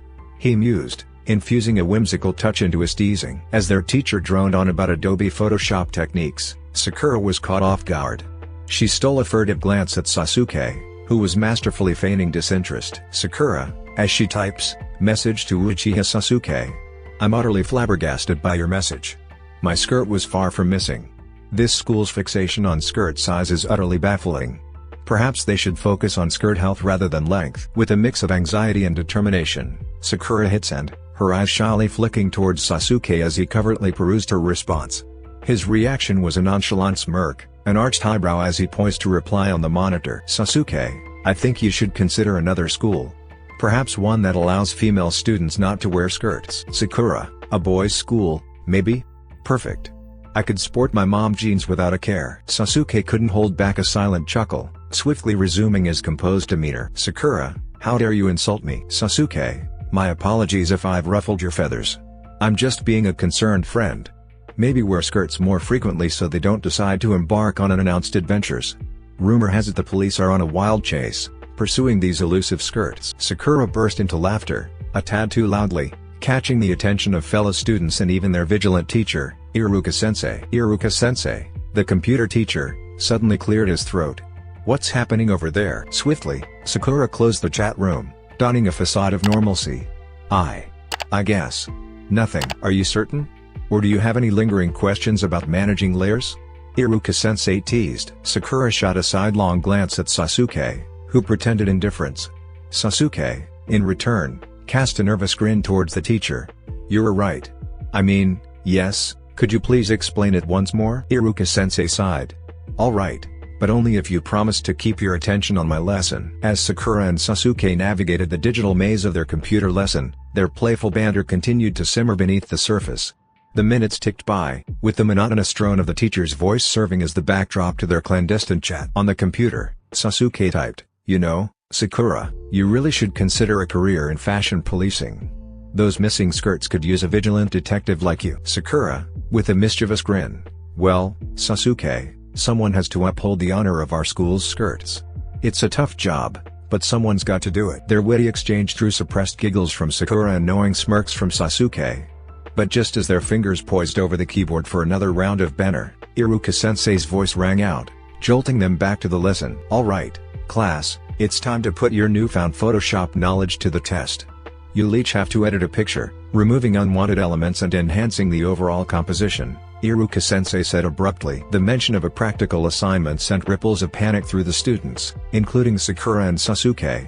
The computer screens blinked to life with the image they were meant to edit, a photograph of their school's cherry blossom garden, marred by a stray cat and a student photo bummer. In the hushed confines of the classroom, Sakura leaned in close, her words a conspiratorial murmur meant only for Sasuke's ears.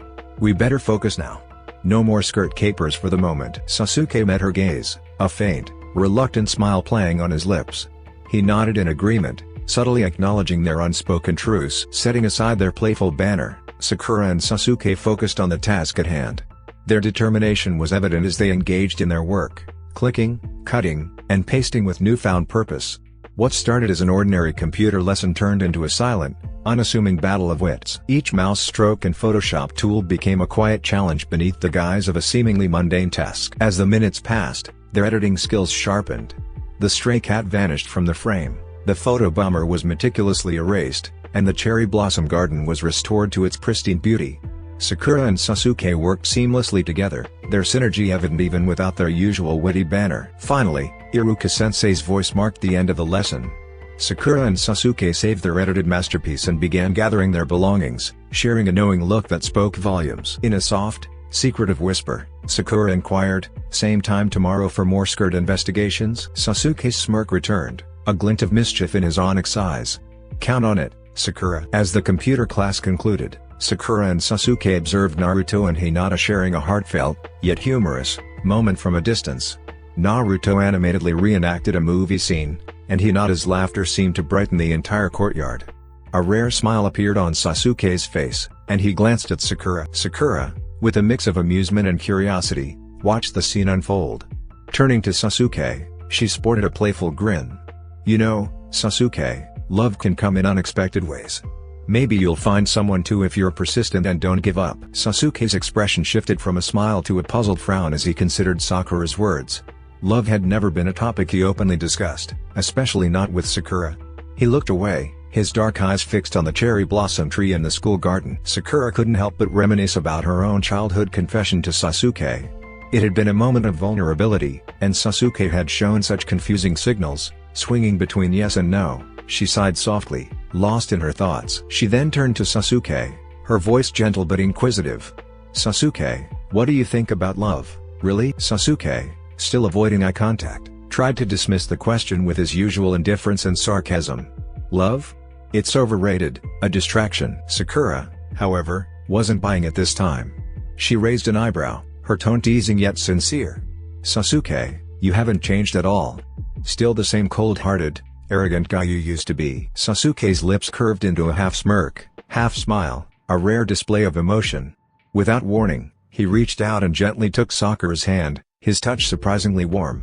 He brought their faces subtly closer together, their breaths mingling. "Sakura," he began, his voice softer than she had ever heard it, "maybe I just haven't found the right way to define it yet." Sakura's heart fluttered as she locked eyes with Sasuke. For a moment, time seemed to slow, and the cherry blossoms swayed around them, their petals falling like confetti in the breeze. In that fleeting moment, Sakura and Sasuke shared a connection that went beyond words, a silent understanding that love could be an unexpected journey. They were simply taking their next steps into uncharted territory. The photography club's sessions had become an unexpected backdrop for Sakura and Sasuke's budding romance. They would spend hours together, their cameras capturing moments both big and small, and their laughter blending with the clicking of shutters. However, not everyone was pleased with their newfound connection. Karen had grown increasingly jealous and was determined to create opportunities to keep them apart. One sunny afternoon on the weekend, the club decided to venture to the beach for a photography hunting session. The sea breeze was invigorating, and the golden sands stretched out before them, offering a picturesque setting. Sakura, ever the practical one, had brought a straw hat to shield herself from the sun.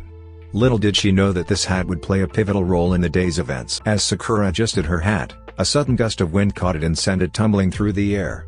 The hat somersaulted and landed gracefully at a distance. Sasuke, who had been watching Sakura, was struck by an unexpected sight. Her hair tousled by the wind, the sun illuminating her features, she appeared breathtakingly beautiful. Without hesitation, he began secretly capturing her image through the lens of his camera, each shot more mesmerizing than the last. Unbeknownst to Sasuke, Karen had also noticed what he was doing. She watched in silent fury as he snapped picture after picture of Sakura, his attention completely captured by her. Meanwhile, Sakura wandered closer to the shore, her eyes scanning the horizon. It was then that she came across someone she hadn't expected to see at the beach, Sasori. He had transformed from a fellow wedding guest to a professional model photographer, and he was conducting a photoshoot by the water. "Sakura," Sasori greeted her with a sly smile, "Fancy meeting you here." Sakura couldn't help but blush slightly at the unexpected encounter. "Sasori-san, it's been a while." Sasori's playful gaze swept over her. "You haven't contacted me at all since Itachi's wedding party. I thought you might have lost my number." Sakura's cheeks reddened further. She had indeed kept the paper with Sasori's number, but the truth was, she had been too shy to reach out. She decided to fib a little. "Actually, Sasori-san, I think I misplaced that paper." Sasuke, who had been keeping an eye on the interaction from a distance, felt an unusual pang of jealousy. He couldn't quite put his finger on it, but seeing Sakura with Sasori made him uneasy. Sasori, never one to miss an opportunity, offered, "Well, how about this? You can be the subject of my photography session right now. It's a chance to make up for lost time." Sakura hesitated, feeling the spotlight suddenly on her. "I'm not really comfortable in front of the camera." Sasuke, unable to contain himself any longer, approached them, his voice laced with a hint of possessiveness. "She doesn't need to be in your photos, Sasori." Sasori raised an eyebrow, clearly enjoying the situation. "Oh, Sasuke, I didn't realize you were so protective of Sakura. Well, I suppose I'll have to find another model. Sakura's heart raced as she watched the two men, each in their own way, vying for her attention. She couldn't help but feel a flutter of excitement mixed with confusion. The beach, with its rolling waves and golden sands, had become the stage for a romantic triangle she never saw coming. Amidst the sun-kissed beach and the simmering romantic tension, Karen, her eyes gleaming with envy, crafted a plan to draw Sasuke closer to her. She approached Sasuke with a sly smile, feigning concern. "Sasuke-kun," she began, her voice dripping with faux worry, "don't you think Sakura is becoming a bit too friendly with that guy over there? They seem awfully chummy." Sasuke, his discomfort more visible than a lighthouse at night, reluctantly turned his gaze towards Sakura and Sasori, who were engrossed in conversation by the water. I suppose so. It's just photography, right?" he mumbled, attempting to downplay his growing jealousy. Karen leaned in, her words a conspiratorial whisper. "You know that red-haired guy? He seems like quite the ladies' man. Maybe you should keep a watchful eye on Sakura before she falls under his spell." Sasuke's jaw clenched, caught between trusting Sakura and succumbing to Karen's provocations. His possessiveness was brewing like a storm on the horizon, and Karen's words only fueled the tempest within him. Meanwhile, at the water's edge, Sasori continued his playful banter with Sakura, subtly encouraging her to partake in his impromptu photoshoot. Sakura, ensnared in the attention of both men, experienced a whirlwind of flattery and bewilderment. Karen's presence was a shadow that loomed over them, casting an ominous tension. As the golden hour descended upon the beach, bathing it in a romantic glow so cliched it could rival a soap opera's sunset scene, Karen seized her moment. She approached Sakura with a forced smile, suggesting, "Sakura-chan, how about we take some photos together? It'll be a blast." Sakura, always the peacemaker, agreed, though hesitantly. While posing for photos with Karen, she couldn't help but glance at Sasuke and Sasori, both watching her closely. The situation had turned into a complex mix of emotions and hidden intentions. As the day at the beach continued, Karen's envy-driven schemes intensified. She was determined to delete any evidence of Sakura's presence from Sasuke's camera, but she had to be crafty to avoid getting caught. With a stealthy grace, Karen crept up to where Sasuke had left his camera unattended, ready to carry out her devious plan. However, just as she was about to press the delete button, a playful crab scuttled over, grabbing her attention. She let out a startled yelp and jumped back, accidentally knocking the camera onto the sand. Sasuke, sensing something amiss, turned around with a puzzled expression. "Karen, what are you doing?" Flustered, Karen stammered. "Oh, Sasuke-kun. I just wanted to see your photos. They must be amazing, right?" Sasuke, though skeptical, decided to let the odd behavior slide for the moment, returning to his camera with a raised eyebrow. He remained blissfully unaware that his camera now held unintentional, candid shots of Sakura and Sasori. Meanwhile, the playful banter between Sakura and Sasori continued, and Sasuke's jealousy bubbled to the surface like a volcanic eruption.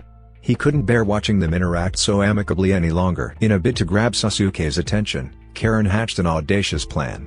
She approached him, batting her eyelashes and pretending to trip over an imaginary obstacle, hoping to fall into his arms. However, instead of a graceful fall, she stumbled in the sand, creating a miniature sandstorm. Sasuke, startled by the commotion, rushed to her side. "Karen, are you okay?" Karen, her face half buried in the sand, managed to look up with an exaggerated pout. "Sorry, I'm so clumsy sometimes. Can you help me up?" Sasuke, torn between concern and irritation, offered his hand to assist her. As he pulled her to her feet, Karen seized the opportunity to lean in closer and whispered in his ear, "You know, Sasuke-kun, I've always admired your strength." Sasuke's discomfort was palpable as he untangled himself from Karen's unexpected advances. His attention remained divided between Karen and the ongoing interactions between Sakura and Sasori, which were rapidly turning the beach into a theatrical production. As the day at the beach neared its end, the sun painted the sky in a mesmerizing tapestry of red and orange, enveloping the scene in a romantic aura. It was becoming increasingly evident that this outing was shaping up to be a tale straight from the pages of a young adult novel, replete with a blend of romantic tension and whimsical twists. Sakura's infatuation with Sasuke was as conspicuous as seashells scattered upon the shoreline. Her gaze remained firmly fixed upon him, a compass needle that had unerringly found its true north. Their silent exchanges spoke volumes, and the unspoken undercurrent of their connection was not lost on anyone, save for the blissfully oblivious Sasori. Sasori, however, was not yet ready to concede defeat. He saw the looming departure as his last chance to win Sakura's heart. With a grin that rivaled the brilliance of the setting sun, He continued to shower her with playful compliments, determined to kindle a spark. "You know, Sakura, you look even more beautiful when you smile," Sasori remarked, his voice sincere and warm. Sakura responded with a hesitant smile, her cheeks tinged with a blush. "Really? Don't be ridiculous." Undeterred, Sasori leaned in closer. "Just speaking my mind. You have this incredible way of brightening up everyone's day, and I genuinely admire that about you." Sakura offered a reluctant but appreciative smile. "You're quite the sweet talker, Sasori-san." Sasori's compliments flowed like a gentle breeze by the seaside, natural and effortless. He remained steadfast in his determination to connect with Sakura, believing that persistence could eventually win her heart. Meanwhile, the ever-observant Sasuke couldn't help but notice Sakura's unwavering focus. With the setting sun providing the perfect backdrop, he seized the moment to invite her closer with a subtle, inviting smile. Sakura's heart raced as she left Sasori behind, joining Sasuke. The two of them stood together, silhouetted against the setting sun, their unspoken connection now stronger than ever. Sasuke's usually aloof demeanor softened, and Sakura responded with a look filled with affection and anticipation. In that fleeting moment, the beach faded into insignificance, leaving only the two of them in their own shared world. "Sasuke-kun, this sunset is so beautiful, just like our time here," Sakura said, her voice a gentle whisper. Sasuke simply murmured, his dark eyes fixed on the horizon. However, amidst the romantic ambience, Karen's simmering jealousy reached its boiling point. Frustration clenched her fists as she watched Sakura and Sasuke's intimate exchange. Even Sasori felt a pang of envy as he witnessed Sakura's unwavering attention on Sasuke. "Ugh, why does Sakura get all the attention? This is so unfair," Karen grumbled to herself. Sasori's irritation grew, his expression darkening as Sakura's gaze remained unswervingly focused on Sasuke. Just when the tension seemed unbearable, an unexpected twist swept in like a gust of wind. Suigetsu, harboring his own secret feelings for Karen, decided it was time to inject some humor into the situation. With a wink and a mischievous gleam in his eye, Suigetsu addressed Karen. "Hey, Karen, you seemed a little too serious. Time for some fun." He orchestrated a prank involving an inflatable dolphin and an unexpected drenching, sending the dolphin hurtling toward Karen with the exaggerated flair of a seasoned showman. Caught completely off guard, Karen let out a scream that rivaled the cries of seagulls as the inflatable dolphin drenched her from head to toe. She flailed in the water, gasping for air, while Suigetsu laughed so hard that he nearly lost his balance. "Suigetsu! You lunatic!" Karen exclaimed, her sopping wet state a testament to the unexpected turn of events. Suigetsu grinned playfully. "Ah, Karen, you needed to lighten up a bit." The unexpected prank left Karen in disarray, her once impeccable appearance now a salty, tangled mess. For a brief moment, her attention shifted from Sasuke to the uproarious chaos that had unfolded around her. Karen found herself chuckling despite herself. "Okay, maybe that was kinda funny." Sasuke and Sakura, lost in their private world of unspoken connection, remained blissfully unaware of the uproar. As the sun dipped below the horizon, casting the beach in a warm, romantic glow, they shared a moment that felt like it had been plucked from the pages of a novel. Sakura whispered to Sasuke, her voice barely audible over the gentle lapping of the waves, "This has been an incredible day." Sasuke responded with a subtle smile, his eyes never leaving the horizon. "Yes, it has." A French girl was calling Sasori's name out of nowhere. She was very sexy with ornamented beach shawls, and hair as wavy as the ocean. This girl was followed by another girl with exotic skin and curvy waists. Instead of calling Sasori, they referred to him as Sean. Sakura, surprised, just blurted out, "Sean?" "Hey, girls." Sasori approached those two models with the French language.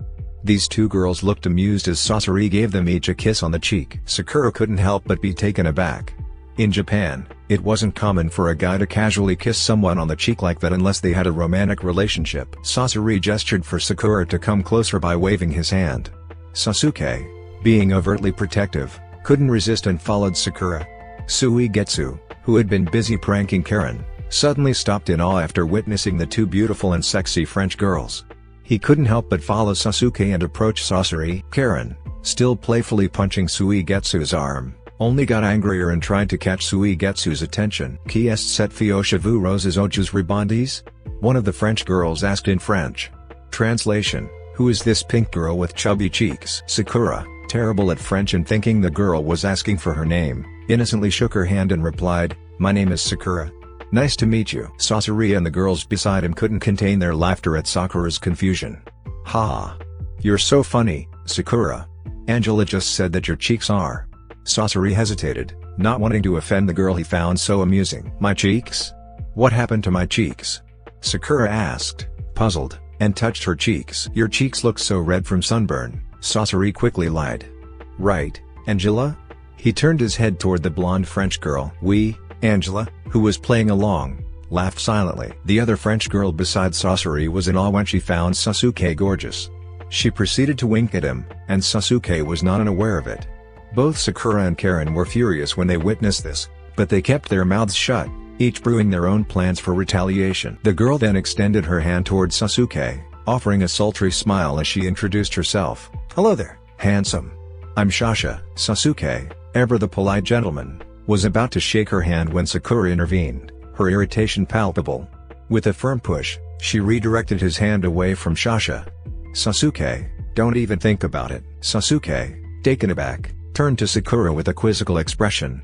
What happened? Shasha, her smirk undeterred, chimed in with amusement. Oh, is this your girlfriend? Sakura, her protective instincts in full force, stepped forward assertively.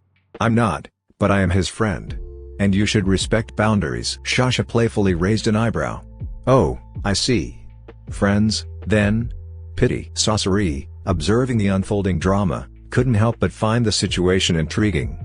With a chuckle, he remarked, well, this just got interesting. As the tension simmered between Sakura, Shasha, and Sasuke, Suigetsu seized the moment, his charismatic confidence propelling him forward.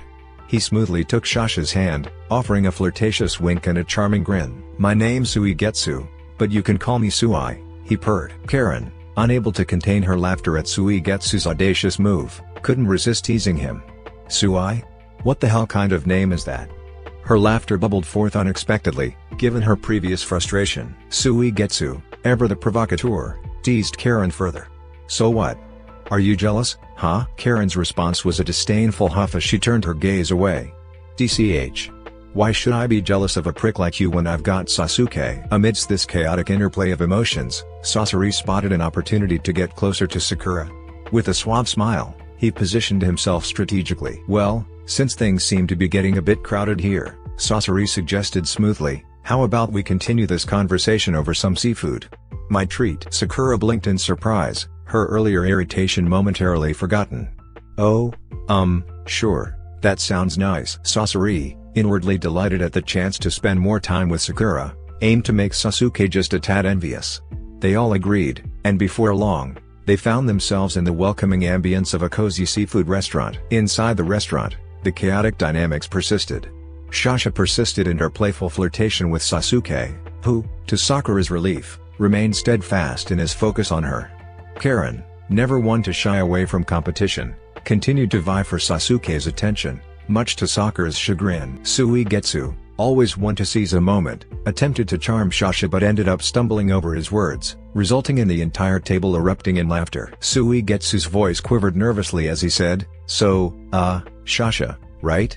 Your name is as beautiful as your, necklace. It's a nice necklace. Shasha struggled to contain her amusement. Thank you, Sui. Karen leaned closer to Sasuke, whispering with a grin, look at Suigetsu, making a fool of himself. Sakura couldn't help but find the situation both amusing and exasperating. While she secretly relished Sasuke's unwavering attention, the competition for his affections had reached comical heights. Seizing the opportunity, Sasori, seated beside Sakura, engaged her in conversation, his intentions clear, to make Sasuke a little green with envy. Sasori's smile was charming as he said, Sakura, have you ever tried the oysters here? They're quite exquisite. Sakura's curiosity was piqued. Oysters? No, I haven't. Are they really that good? Sasori's enthusiasm shone through as he responded, absolutely. Here, let me order some for us. I think you'll find them intriguing. As the evening unfolded, the web of flirtation, jealousy, and laughter continued to weave its complex tapestry, creating a memorable and uproarious dining experience none of them would soon forget. Sasuke, never one to yield, continued to assert his presence subtly, maintaining an air of intimacy that only deepened the awkward tension enveloping them. Sasuke, his voice a soft murmur, leaned closer to Sakura as he engaged her in conversation. You know, Sakura, this food is a little bit awful. Sakura couldn't help but stifle a silent giggle at Sasuke's comment.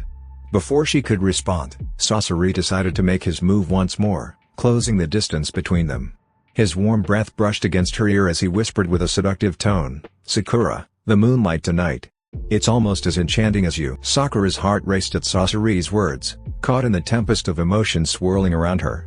Both men vying for her attention were masters in the art of attraction, and she found herself unable to deny the allure of either. The French girls, observing the situation with amusement, opted to join the playful game. Sasha, her eyes firmly fixed on Sasuke, leaned in closer and whispered into his ear. Sasha, her voice dripping with flirtatiousness, purred, "Chérie, you and I, we would make a beautiful pair." Sasuke, growing increasingly exasperated by the mounting attention he was receiving, decided it was time to take matters into his own hands.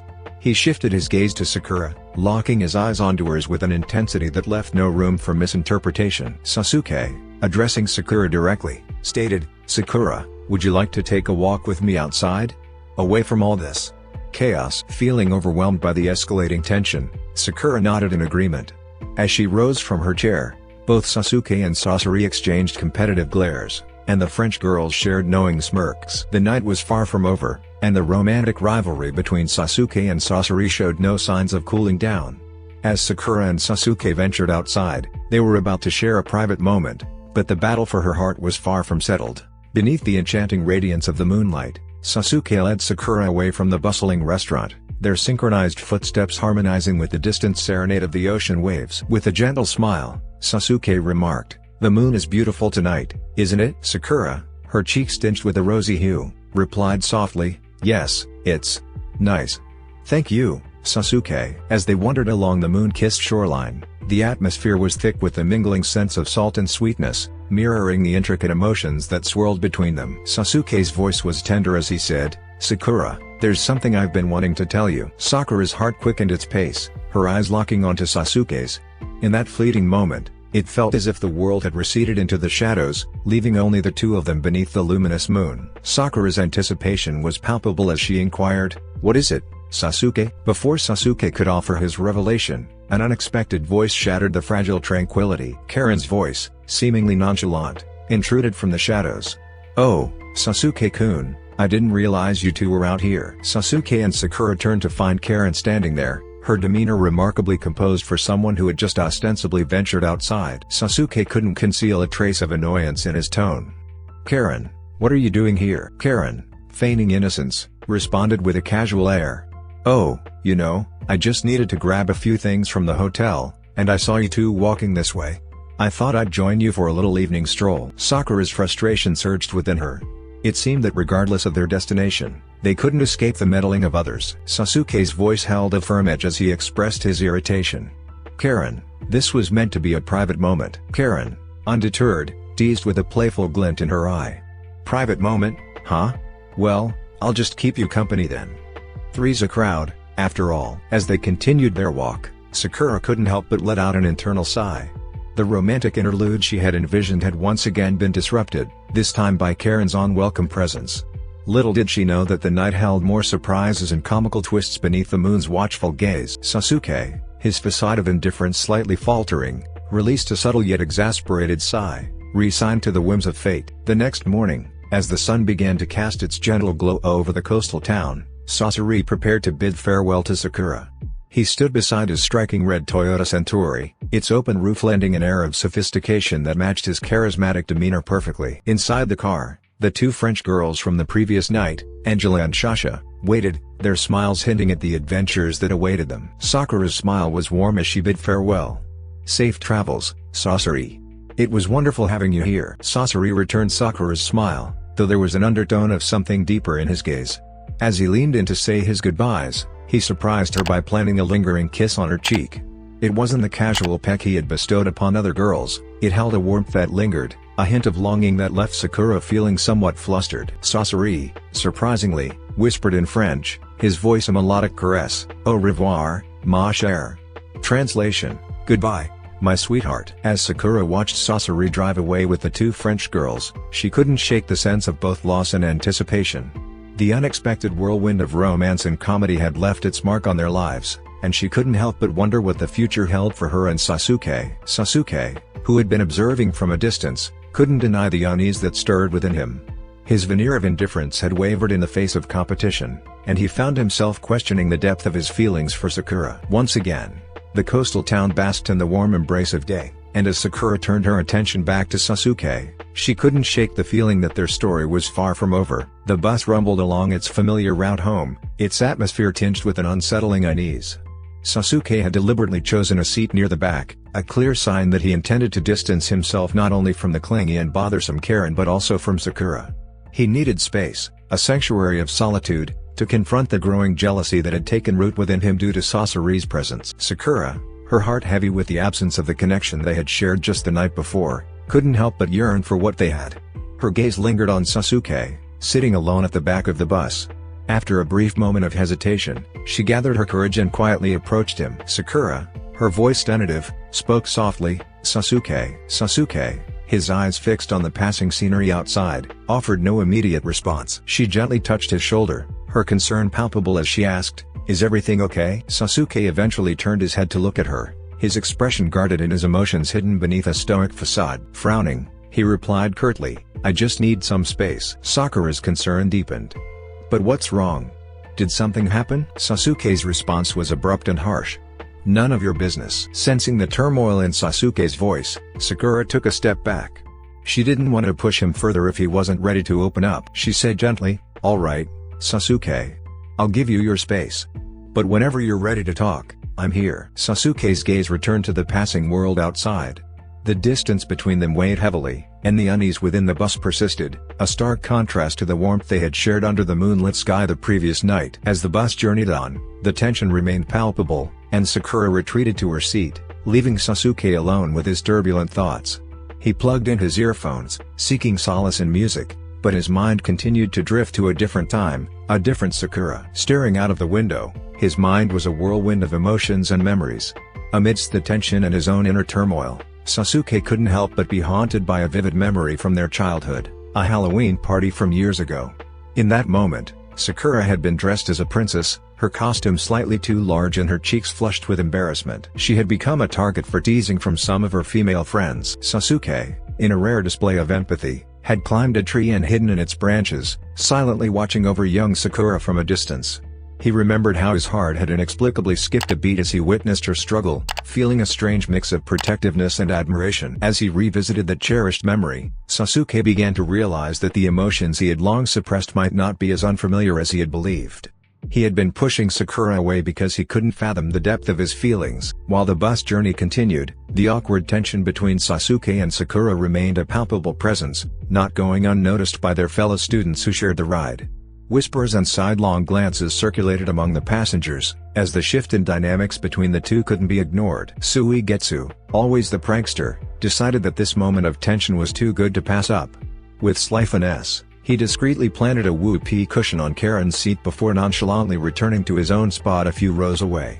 As Karen arranged her belongings in the upper drawer above her and sat down, the cushion delivered a comically loud fart noise, triggering laughter from everyone nearby. Karen's face turned beet red with embarrassment, and she shot Suigetsu a furious glare. Karen yelled, "Suigetsu, I know it was you." Suigetsu feigned innocence with a mischievous grin. "What? Why would I do such a thing?" The entire bus burst into laughter again, effectively dispelling the heavy atmosphere that had lingered since Sasuke distanced himself. Secretly thrilled by Sasuke's decision to sit alone, Karen couldn't resist boasting to her friends about the situation. Karen whispered to her friends, "Did you see that? Sasuke-kun chose to sit alone.